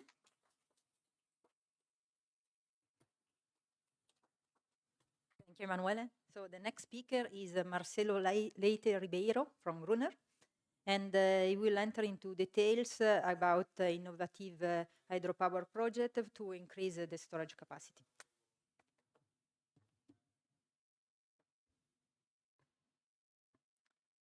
Thank you, Antonella, for the introduction. My name is Marcelo Leite. I'm head of Hydropower and Dams, the business unit at Gruner. I'm very happy to have the opportunity here to talk to show you a little bit of our experience in the topics that are discussed today, and hopefully contribute to disseminating the critical importance of hydropower in the energy transition. Just who we are, an international company, engineering company, 160 years old. We have about 1,000 engineers spread in about 35 sites, divided in 3 different divisions: buildings, infrastructures, and energy. So we are obviously talking about the energy side today, and we are globally recognized as experienced hydropower designers in different countries. It's important to say that we just opened one branch here in Italy, in Milano. We are ready to, more than ready to contribute to the development here in Italy. Just our track record of dams along this 160 years of experience, we had the opportunity to work in different design, construction, and also monitoring of the dam behaviors. Two important ones to highlight is the Grande-Exens Dam in Switzerland, 285 meters high. It's one of the highest concrete dams in the world. And we are also working today in the Rogun Dam, design of Rogun Dam in Tajikistan. It's an earth-filled dam that once will be finished, will be the tallest dam in the world, 335 meters high. The presentation today focused on three different chapters, let's say: rehabilitation and strengthening of dams, pump storage and dam heightening, and also digital solutions that embrace a little bit this all the movements we have today in terms of let's say putting forward the need of the hydropower and then the critical role of the hydropower. These three different chapters are somehow linked, and I try to show you how they are linked.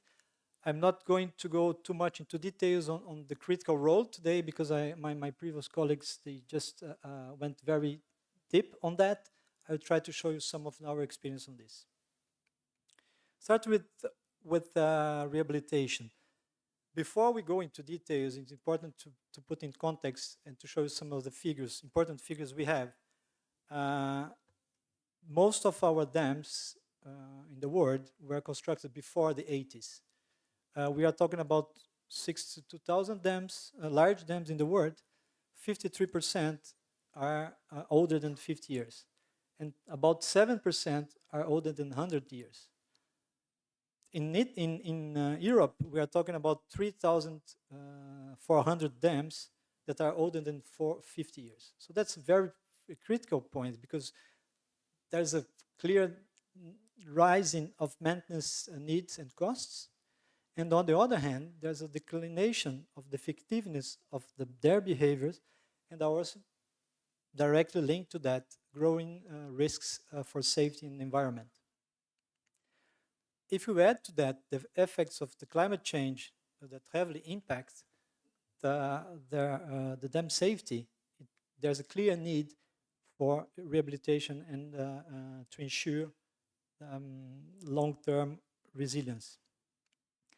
I'm just going to show you some of the examples we have, some of them in Switzerland and some abroad.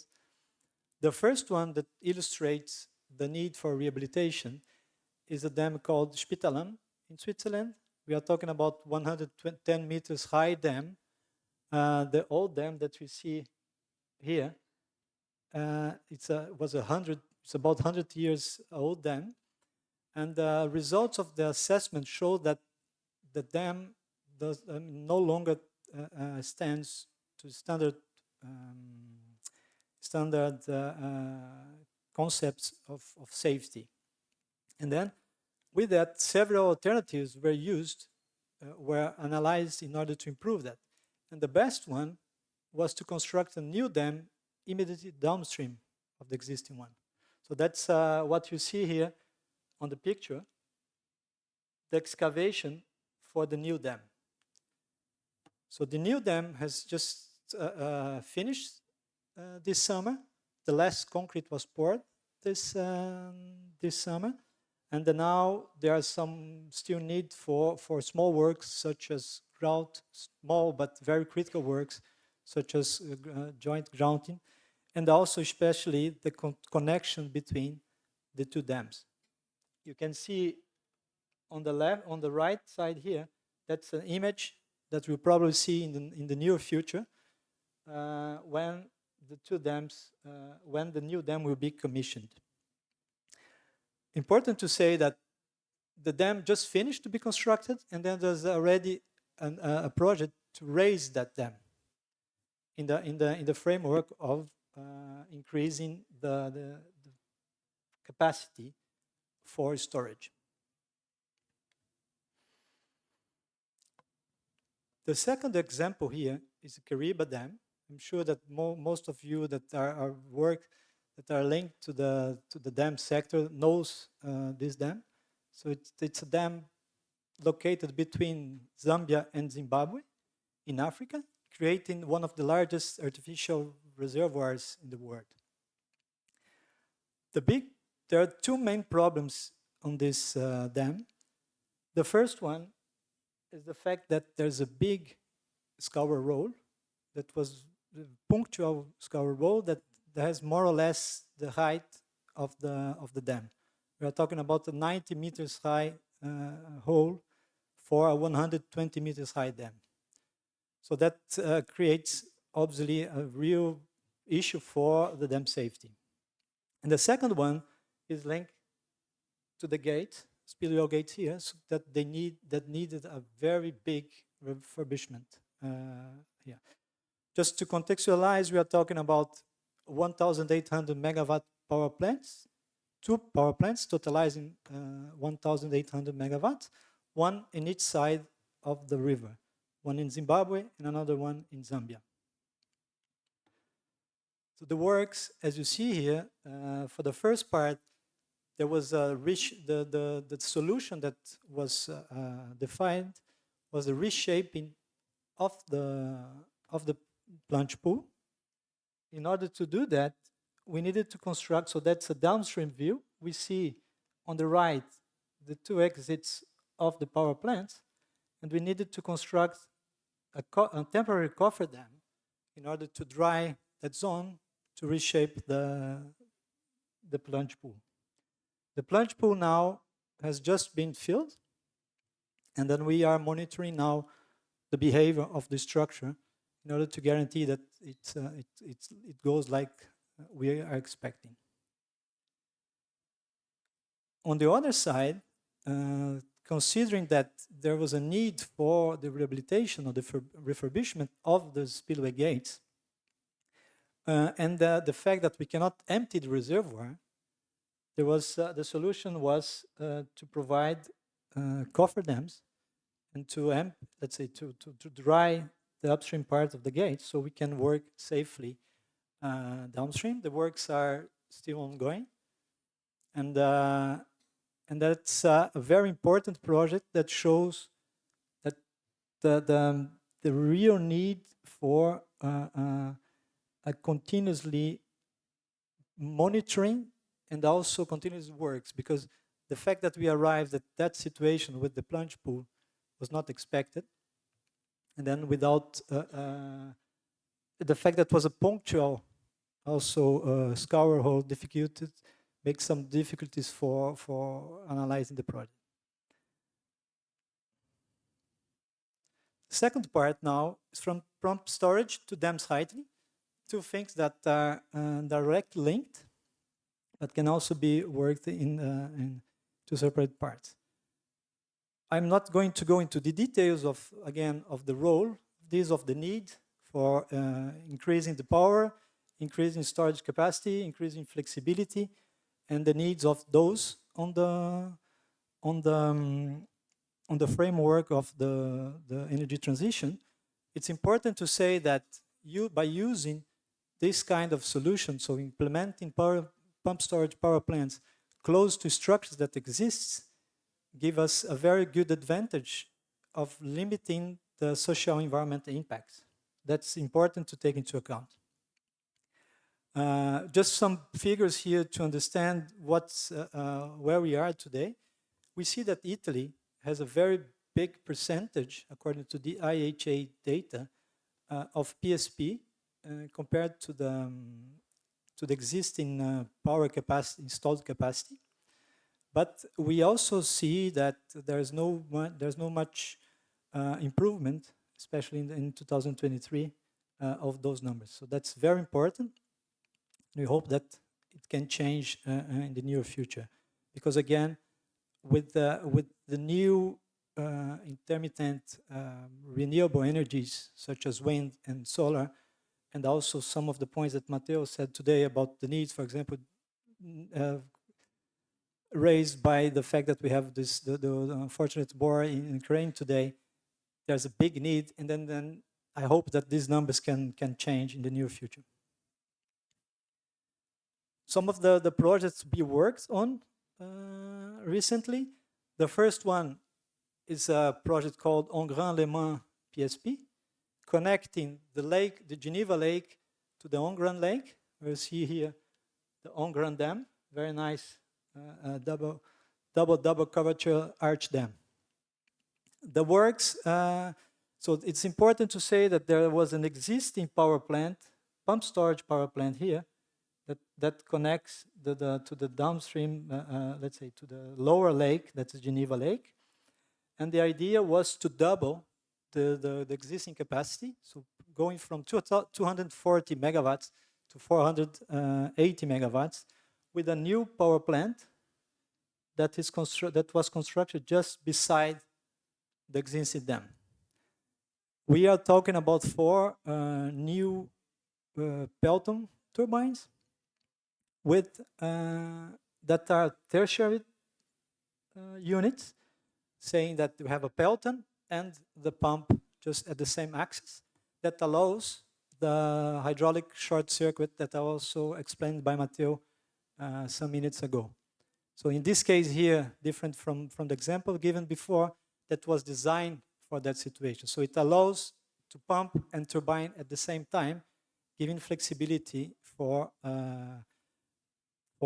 varying the discharge that is pumped. So the work finished in 2020, and then we as Gruner, we follow that since the beginning. I'm very happy to see that it works quite well. The second one is Aya pump storage plant in the Philippines. This one is 100 megawatt. We are working now at the design stage process. We are linking an existing reservoir, big reservoir, with a small tail race channel here that needed a big that needed large dredging works in order to provide the capacity needed for the pump storage. As every project, when we start working in parallel to the existing structures, there's always the need to limit the outage of the existing structures. So that's an important point that gives us for sure some good things that work in structures that exist, but at the same time constraints that we cannot work more as we would work in greenfield conditions. And in this case here, it's important to say that we are constructing the new hydraulic circuit coming from the intake that is shown here to the new power plant that's passing through the grout curtain of the existing dams. So we need to have some very, very specific points here to determine what to do in this case. On the innovation part, the pump store, the power plant is 100% done with BIM. So we have all the stakeholders working at the same time with the structure. And in addition to all the benefits that this method can give, it also allows us to go very fast from the structures to the design, or to let's say to the designing tools, like for example here, from BIM to the finite element model. So we have taken that directly from the model to Diana in order to do this the calculations. Another project with a different scale, 1,400 megawatts, is also we are also working on in the Philippines. In this case, we are connecting an existing downstream lake to a new reservoir to be constructed in the upper part. This case here, the technical, as usual, the technical solutions we as engineers can always find. It's always easy to put 2 engineers together and find a solution. The problem when it comes to environmental and social constraints, there the complications start arriving. This case here, on the technical side, there was an issue with constructing the two shafts in a very bad geological conditions. So that, again, as I said, very easy to find a solution. But the critical point here was to find the best hydraulic circuit, the best layout for the pump storage plant. Why? Because it was crossing a big municipality, and we have to cross several landowners and have innumerable discussions to see what would be the best and feasible solution. So at the end of the day, the solution was not the economical one, but the only one that we could provide. I think that some of you have also that experience in your projects, and it's a critical point in any project, especially when we start using new or trying to provide existing conditions.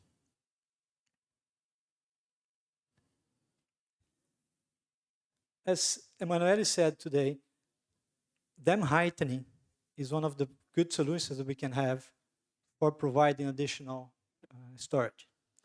Why? It's a simple economic fact. By adding some meters in the upper part of the dam, it's where we have a larger surface, so it's where we have, let's say, the most economic portion of the volume, or the cheapest portion of the volume. We can see here that just simple case, by adding 10 meters on the upper part, we are adding 12 million cubic meters. And if you were to do that in the part below, we are only talking about 7 million, just mathematics. But then, in addition to that, we all see that there's a reduction of environmental impacts, because we are working in pre-existing conditions, and then the modification is not that much, and at the same time providing additional flood capacity by having simply more routing capabilities. And if you look at the image here, the change between the two reservoirs is quite small, which makes very easy, or easier, let's say, the public acceptance of such projects. There are obviously other considerations that we need to take into account. Dam heightening is only possible when we have a healthy structure in the beginning.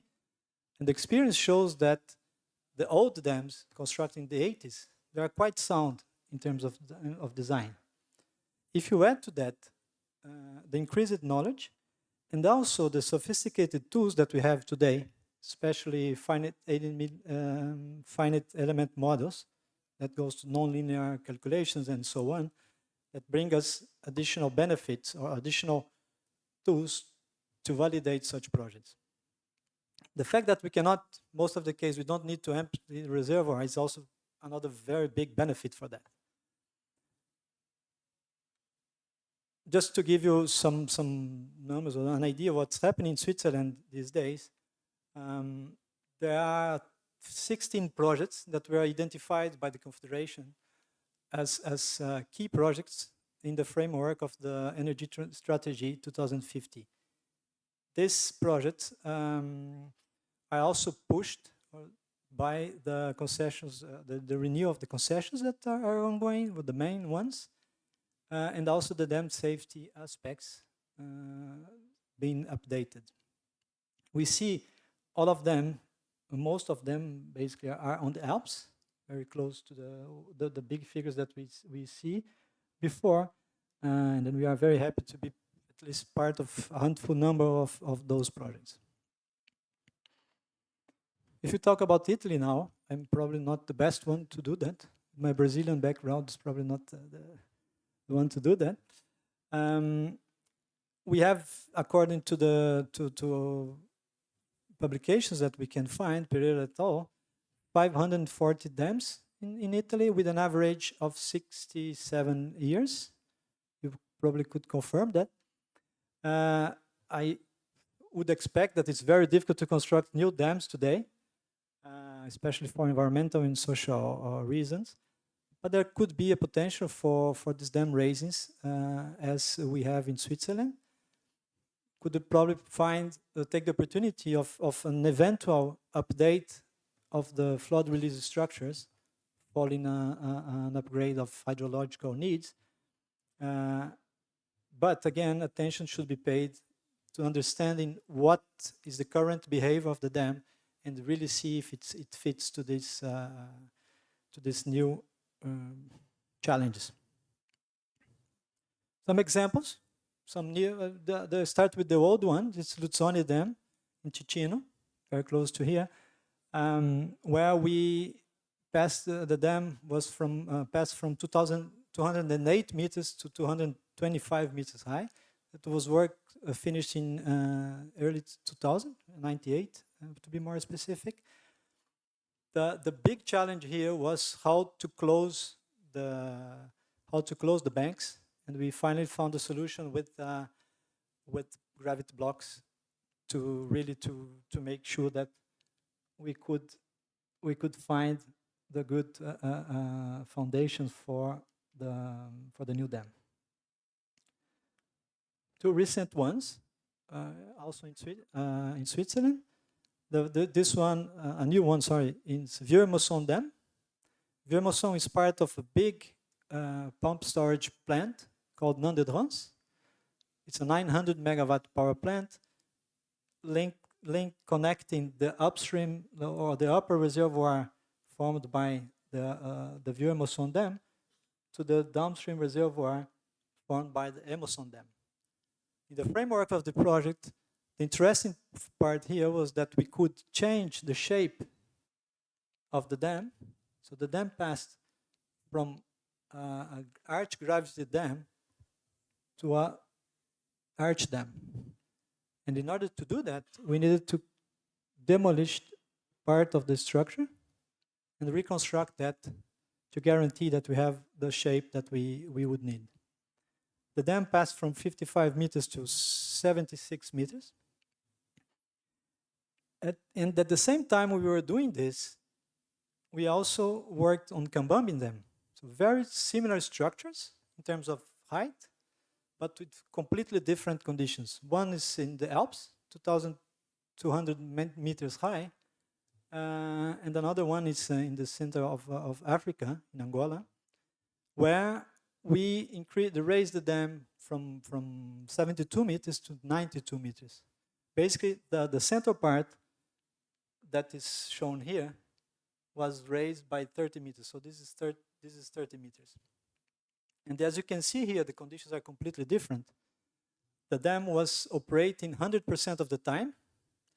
Not the dam, sorry. Yeah, the spillway was operating 100% of the time. So basically, no space or not very easy it was not very easy to construct the central blocks. So we have to have a very interesting plan to manage the river conditions during the construction. And we could hopefully find a solution and get to the end that this is very nice reservoir. Just to give you an idea, the spillway was operating 100% of the time for 50 years, and then the capacity of the power plant was multiplied by 5, just to give an idea of how much energy they lost. I mean, they lost during these 50 years. Among that, the last chapter of my talk is related to the digital, or the role of the digital transformation on the framework of the hydropower development. We work, when we talk about rehabilitation, when we talk about operating or using existing structures, we do need to understand and to know exactly what we have as a starting point. And then with that, we've been using quite successfully the scan-to-bin methods. So basically modeling the existing structures.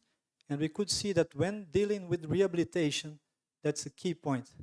It's not uncommon that we arrive with equipment that does not fit into the existing structure because it was not measured correctly. So that's a key point, key starting point for us. And also to go for the steps beyond, like if you want to go to the digital twins. So that's a very interesting point. Designed by being, I think that's reality today that we cannot escape from. We are quite happy that we are using these methods quite successfully in different conditions. As I explained to you in Naya, for example, in the Philippines, we can combine the 2D design, 3D rendering, the clashes that are very important, work schedule, and so on. So that's, as I said, that we are in the beginning of this era, and I don't think that there's a way back. Parametric design is also something that came with the digital transformation, with the new softwares, with the new tools that allow us today at very early stage to provide very good knowledge about what would be the final project. We were talking before about identifying places for new dams in the framework of closed pump storage, for example. With such tools, we can easily see where and what would be the impact of such structures. We are quite happy that we are using this in our projects, and then I think that, again, is just the beginning. The key takeaways for me would be today, just highlight the fact that we have, there's a need for straightening and rehabilitation for dam resilience. We do know that dams are part of the whole energy transition, the importance of this. They are old, and then we need to take care of them. The pump storage plants are energy balancers. So we have seen today the need for those solutions that can be used and take into consideration advantage of the existing structures that we have today. Linked or not with that, we have them heightening. If we just to provide additional storage, that has very interesting solutions that can be worked. And we should take into consideration the 3 points. Digital transformation embraces all of them and help us to provide better and quicker solution for our projects. Thanks very much for your attention.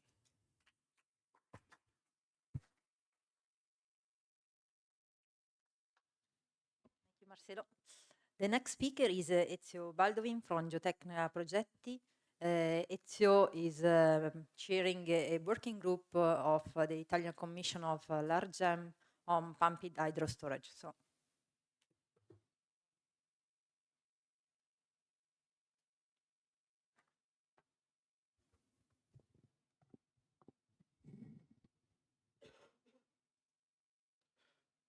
Good afternoon to everybody.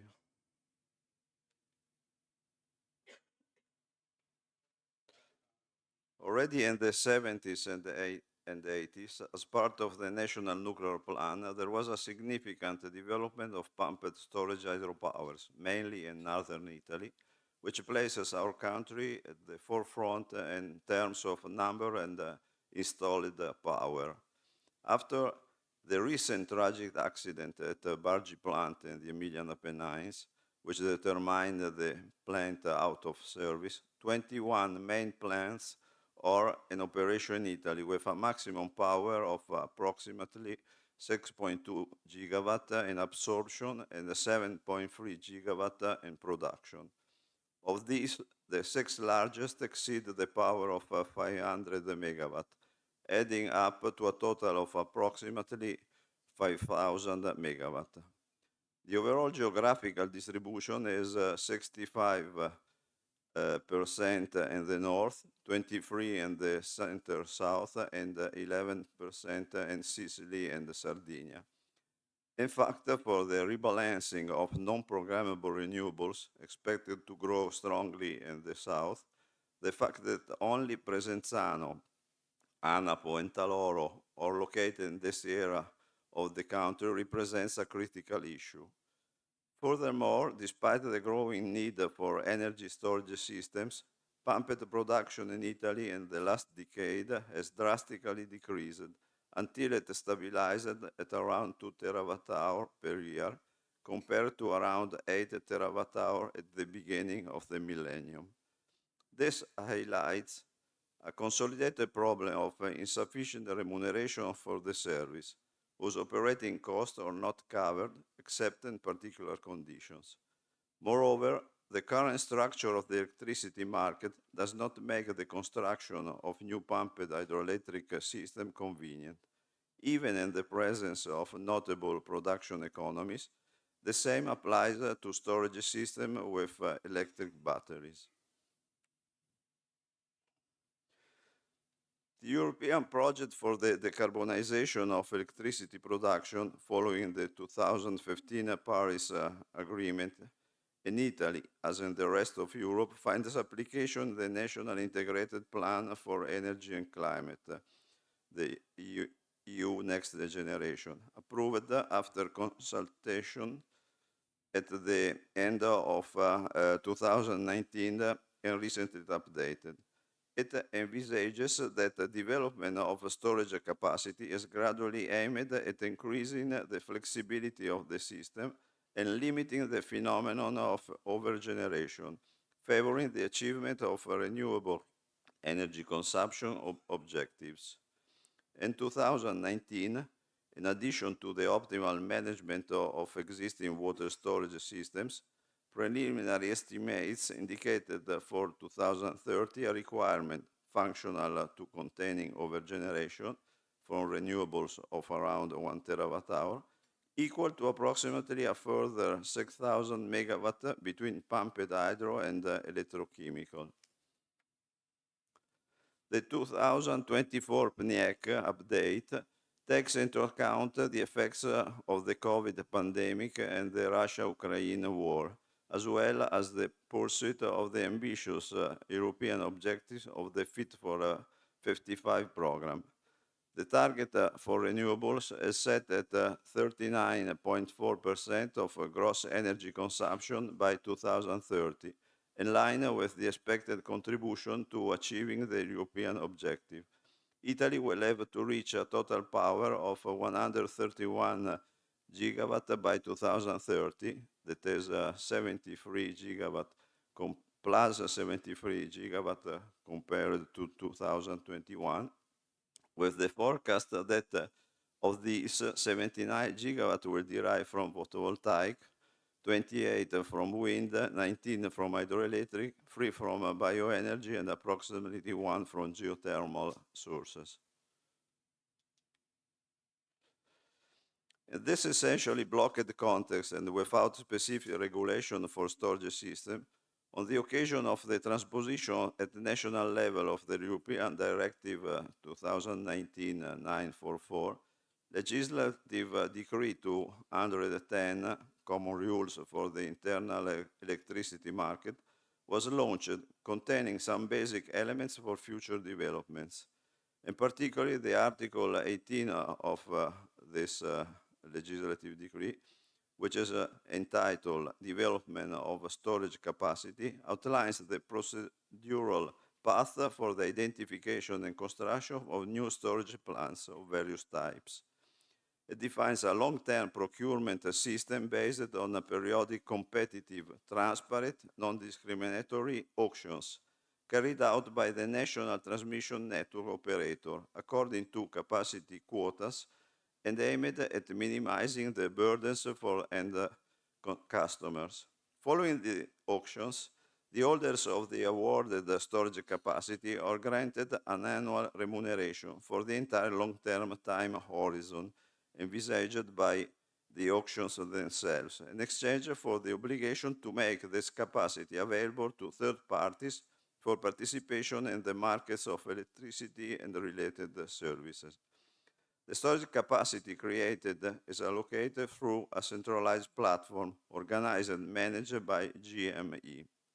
The Regulatory Authority for Energy Networks and the Environment, ARERA, is given the task of defining the criteria and conditions on the basis of which the managing authority of the national transmission network must prepare a proposal to regulate the supply system to be submitted to the Environment Ministry for its approval. The implementation of the measure is subject to approval by the European Commission.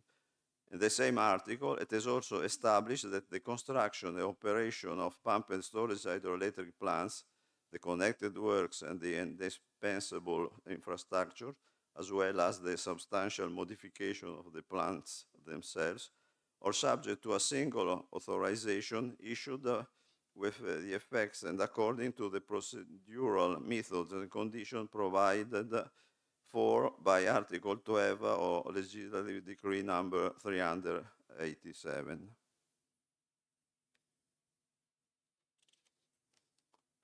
To make the contents of the Article 18 of Legislative Decree 210 operational, a series of obligations followed one another in the years. The slide summarizes the most significant steps in chronological order.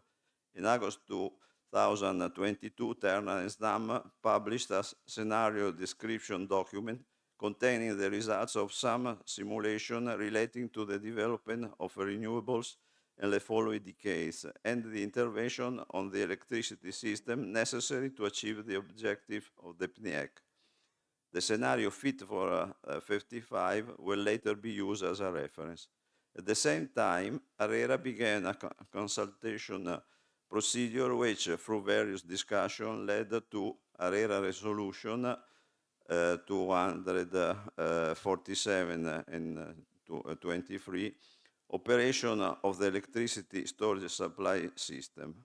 Later on, in August 2023, Terna published the study on reference technologies for electricity storage, in which, after having identified lithium-ion batteries and pumped hydropowers as mature technologies for the type of expected need in the range 10 to 100 megawatt-hour, describes the reference technical and performance characteristics. Subsequently, at the end of October 2023, Terna presented the draft of the discipline of the Electrical Storage Capacity Procurement Mechanism, MACSE, simultaneously launching a public consultation on the related contents, which states that the first competitive procedure will be carried out to supply lithium-ion batteries and pumped hydropowers, also allowing other storage technology to the extent of 10% of the total. A binding condition for participating in the competition is the proposal of the authorized facilities. Approved at the end of 2023 by European Commission, the MACSE was made official on 10th October 2024 through the Ministerial Decree 345 of Environment Ministry. Immediately operational for the BESS, first auction in the second half of 2025, the rules must be completed for the PHS by 31st March 2025. Then the first auction is expected in the fourth half of 2025. The mechanism aims to guarantee, at the same time as the growth of non-programmable renewables, an efficient level of overgeneration in the moments in which electricity production exceeds demand, starting from the planned network developments. It will allow the system to acquire new storage capacity, primarily BESS and hydroelectric storage, through long-term supply contracts awarded through competitive auctions organized by Terna, in which operators owning new storage systems can participate. The subjects selected following the auction have the obligation to build the plant, the obligation to make storage capacity available to third-party market operators for use in the energy market through a platform managed by GME, the obligation to offer this capacity on the MSD, the right to receive a fixed annual bonus from Terna. The mechanism will incentivize the realization of a total of 9 gigawatt, 71 gigawatt-hour of storage capacity for 10 years until 31st December 2033, with resources equal to about 18 billion euros.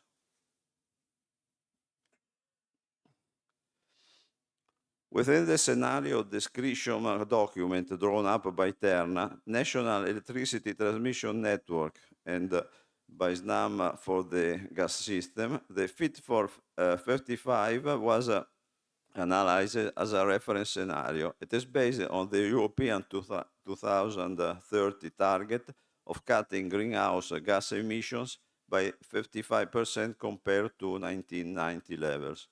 In this scenario, between 2019 and 2030, renewable should increase from 55 to 122 gigawatt in terms of production, from 113 terawatt hour to 239 terawatt hour. The FF55 scenario predicts that almost 102 gigawatt of installed solar and wind power plants will be needed in 2030, an increase of 70 gigawatt compared to the 32 gigawatt operated in 2019.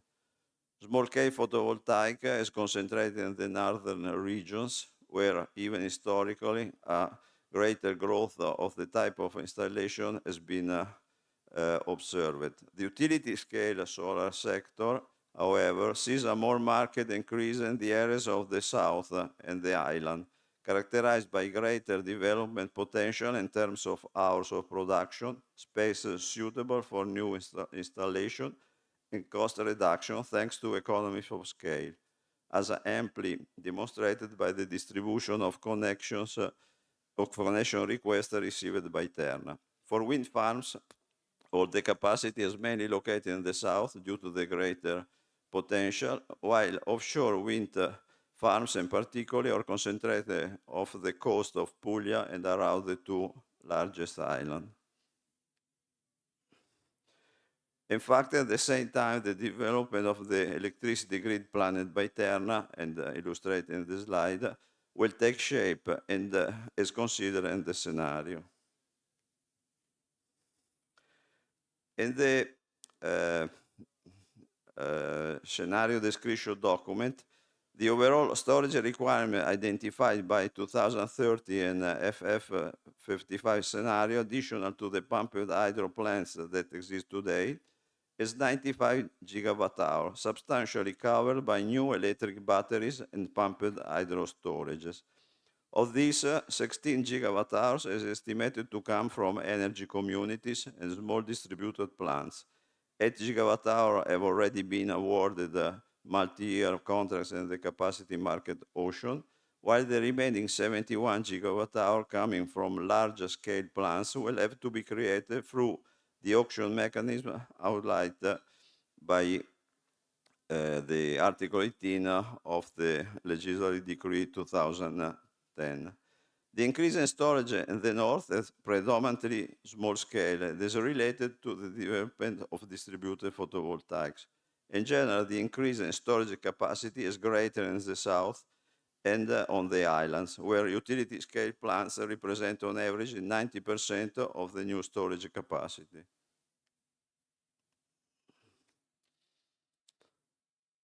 In this context, it is important to verify the current authorization situation of the new pumped storage hydropowers in the design phase, representing the element a necessary condition for participating in the max auction. Since the topic is characterized by the understandable confidentiality requirements, reference was made to the public information available on the Environment Ministry portal. They concern the environmental impact assessment practices submitted by the applicants. As can be seen in the slide, we're speaking of 15 pumped storage systems managed by 5 concessionaries.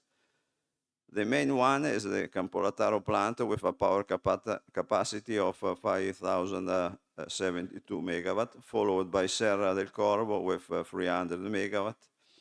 Overall, a total power capacity for approximately 2.7 gigawatt is reached, considering that two plants exploit the same Serra del Corvo reservoir for multiple uses. While considering that hydroelectric storage should contribute only a portion of the needs covered by the auction mechanism of Article 18 of Legislative Decree 210, it exists a certain gap in the production capacity of the new pumped hydro system in the authorization phase compared to the requested one. In fact, theoretically, assuming that all these plants are built and are able to turbine at maximum power for 8 hours a day, a production capacity for 22.5 gigawatt-hour would be obtained out of an overall total of storage required for a utility-scale plant of 70.8 gigawatt-hour. In particular, some geographical areas, Puglia, Basilicata, and Sicily, would be highly uncovered.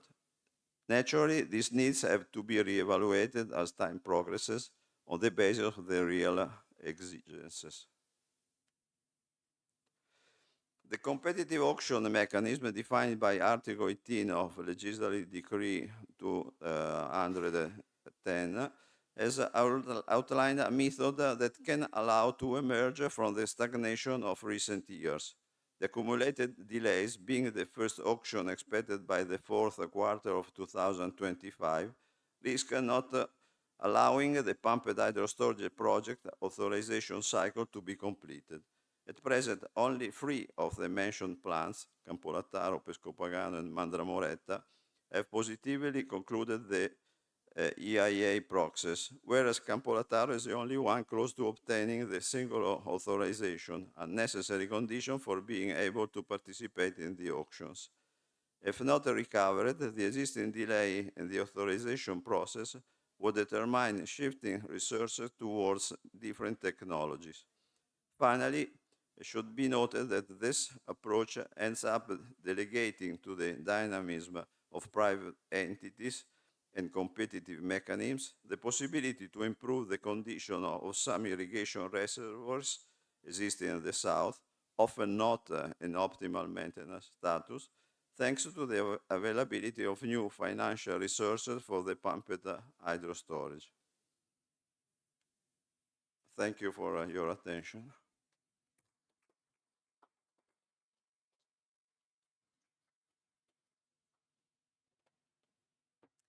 And the last speaker is a colleague of mine.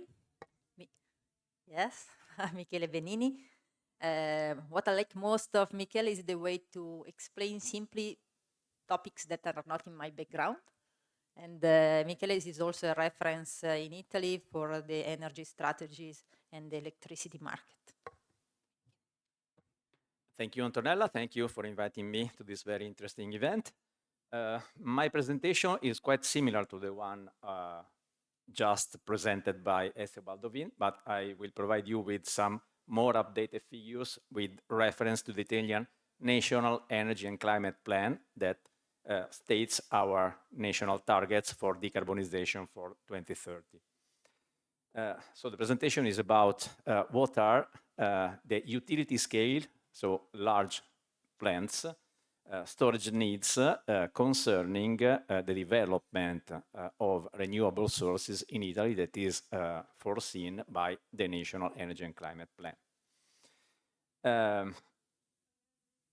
Everything starts from our decarbonization targets, and especially the targets that are related to the development of renewable sources.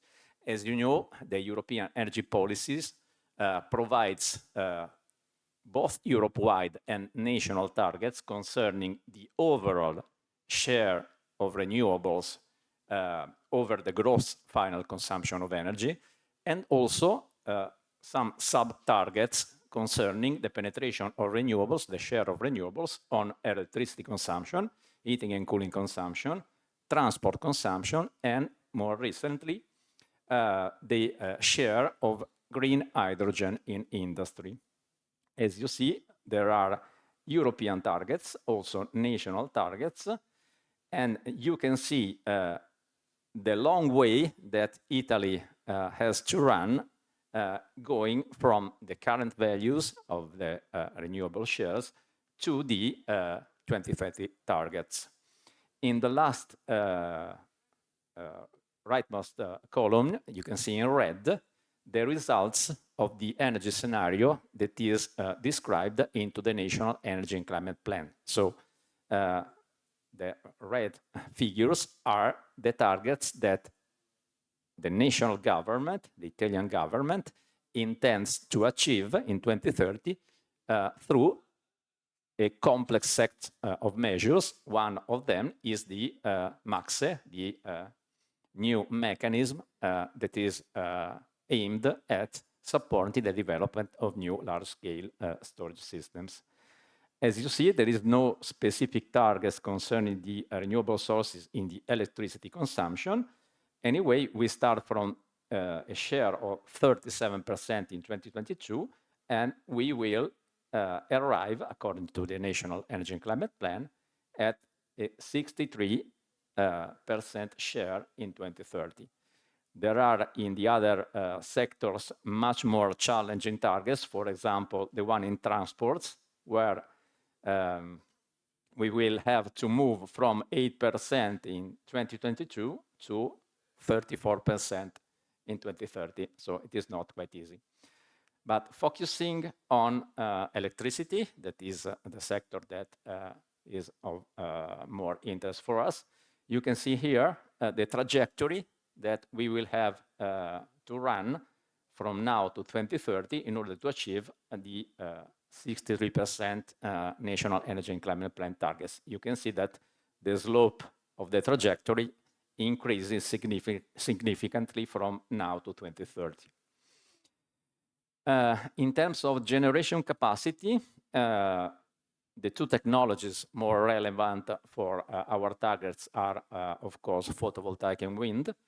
And we start from, concerning photovoltaic, 30 gigawatts in 2023, and we will have to reach 79 gigawatts in 2030, so an increase of about 160%.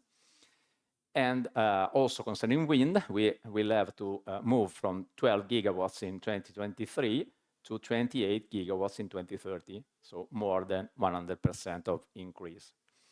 If we have a look at electricity generation, the increase is more impressive because we will have to move from 28 to 97 terawatt hours concerning photovoltaic. That is more or less 250% increase. And also concerning wind, we will have to move from 21 to 64 terawatt hours in 2030. That is an increase of about 200%. Are we in line with the achievement of these targets? If we look at photovoltaic, in 2023, as I said, we had 30 gigawatts installed, and we will have to reach 79 gigawatts in 2030. So basically, we will have to install about 7 gigawatts per year of photovoltaic.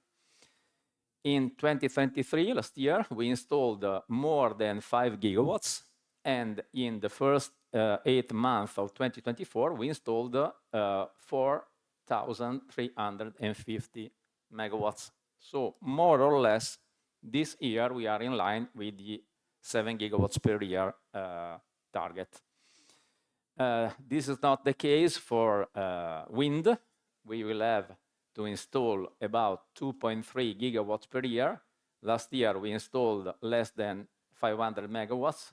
And in the first 8 months of this year, we installed less than 500 megawatts. So we are installing not enough wind generation to be in line with the 2030 targets. There is another issue very important when we talk about the amount of storage needs to put in the system. That is the location in the network of non-programmable renewable sources, in particular photovoltaic and wind. This is a picture from a web page of Terna. Terna is the Italian transmission system operator, where Terna reports the connection requests to its network to the transmission network. You can see an incredible 341 gigawatts of requests for connections. Of course, a lot of such requests are not solid in terms of industrial or financial capacities. In any case, what is interesting from this kind of requests is their location in the Italian territory. And as you can see from the picture, most of them are located in the southern part of Italy, in the south, and also in the two islands. So they are definitely not evenly distributed along our country and especially along our transmission network. Contrary to this, the government issues a recent decree in June of this year. The decree is named Aree Idonee. The translation is suitable areas. Suitable for what? Suitable for installation of renewable sources. And in this decree, there is a table where the government defines the development targets, the installation capacity targets of renewables for each year from 2021 to 2030 and for each of the Italian regions. This is the so-called burden sharing of the target concerning the development of renewable sources. As you can see in the right bottom cell of the table, it is an overall amount of 80 gigawatts of renewables, not distinguished among photovoltaic and wind in this decree. So what is interesting to notice is that the distribution of renewables that derives from the request for connection to the Italian transmission network is completely different from the distribution over the territory that is defined by the suitable areas, the Aree Idonee decree. In this figure, I reported the 7 Italian electricity market zones: North, Center-South, South, Calabria, Sicily, and Sardinia. And you can see in blue the share of renewables in that market zone that is defined by the decree Aree Idonee, by the regional burden sharing decree. While in red, there is the share that is defined by the distribution of the request for connection to the transmission network. For example, in the north, the Aree Idonee decree foresees the 38% of the new renewable generation capacity, while in terms of requests of connections, only 6.3% are located in the north. The other way around, in the south, for example, only 13% of the renewable generation capacity is allocated there by the Aree Idonee decree, but in the south market zone, we have the 36% of requests of connection. Of course, the location in the network of non-programmable renewable sources is one of the main drivers of how much storage capacity we will need to install in the system. In fact, in collaboration with Terna, the Ministry of Environment and Energy Security asked us to make an assessment of how much utility scale storage capacity we will need looking at the 2030 targets set by the National Energy and Climate Plan, taking into account the need for time-shifting renewable generation from the hour where their production is maximum to the hours where electricity demand is maximum, and with the target of limiting the overgeneration to acceptable levels. So we made this kind of exercise by assessing two different scenarios. One where the distribution of renewable sources is in line with the request of connection to the transmission network, and the other one, on the contrary, is in line with the regional burden sharing of the Aree Idonee decree. In both scenarios, we assumed the full implementation of the 2023 TERNAS Network Development Plan, because also the transmission capacity all over the Italy is quite important in order to assess the need for new storage. TERNAS Network Development Plan is a very ambitious plan. It foresees the installation of a lot of new HVDC interconnection along Italy, so it will have a significant capacity to reduce the network congestion in the system. So it is a very important plan that, being so ambitious, is able to limit the need for new storage capacity.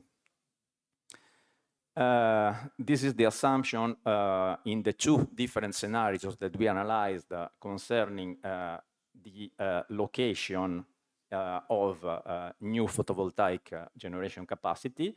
So you can see the green bars are related to the Aree Idonee decree, where we have a lot of photovoltaic in the north and also in the center north market zones, while in the request for connection, we have a significant amount of photovoltaic installed in the southern part of Italy, according to the connection request of the transmission network. We also take into account in those scenarios the storage capacity that is already being financed by the capacity market. It is about 5.8 gigawatt hours of battery storage system, typically lithium-ion 4 hours battery storage systems that are distributed in the different market zones according to this chart. This is the result of our assessment concerning the distribution of renewables in line with the Aree Idonee decree. The need for new utility scale storage capacity is about 45.5 gigawatt hours, distributed in the different market zones according to the chart. You can see that North and Central North do not need any additional capacity. You have to take into account that in the North we have a lot of existing pumped storage hydropower plants. The market zones concerning the southern part of Italy and also the islands have an equal need of new storage capacity, because the network development plan set up by Terna basically eliminates the congestion, the network congestion among those market zones. Therefore, there is no difference between them, among them. Of course, if we take into account the distribution of renewable sources that is deriving from the request for connection to the transmission network, so more located in the southern part of Italy, the need of storage capacity is much higher and is about 68 gigawatt hours. So how much we develop the network and where we put the new non-programmable renewable sources makes a big difference in terms of amount of centralized large-scale utility-scale storage capacity.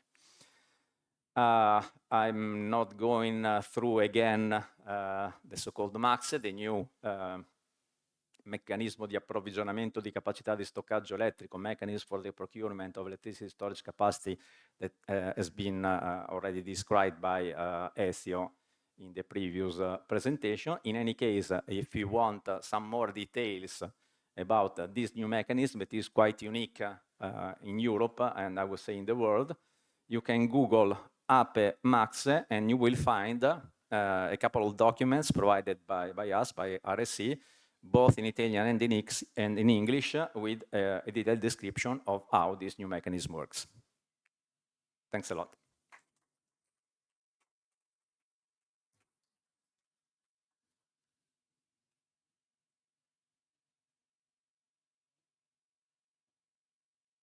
it was the last presentation. We have not so much time for question. Anyway, maybe if the speaker join me to the stage, yes, why not? Okay, thank you. So any question? No? Are you leaving? Are you tired? Quite tired? Guido?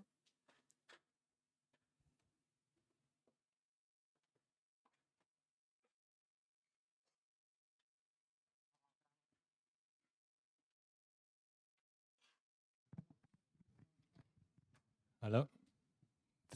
Thank you. Thank you for the beautiful presentations of this afternoon, coming after the ones made this morning. So I'd like to make a connection between the two parts of the day, because as an observer from outside, from the community of the industry managers in Italy, I can point out a complete lack of governance of this system. This morning we spoke about the difficulties of finding a governance mechanism for building hydroelectric plants, and this afternoon we went into the detail of a very important thing for assuring the success of energy transition in Italy, and the different estimates that Michele Benini showed us in this last presentation show that we are not only very distant from the objective, but also very confused about how to reach this. So I think that the play to the government to assure a better, straight way to the transition that we heard this morning, backed by government and opposition political members, must be renewed also for the specific necessity of storage. Everybody is speaking about flexibility. Plants can provide flexibility, and we had examples, but the system must be governed to achieve this. Thank you. You're right.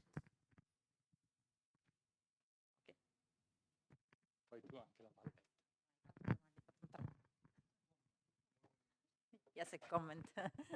Okay, thank you, Romano. Any others? No? So I think we can stop here. I hope you enjoy these presentations. I think the organization is going to share all the presentations, so maybe on the website I will get you informed about that. So thank you for coming, and thank you for staying with us up to now. So thank you. Bye.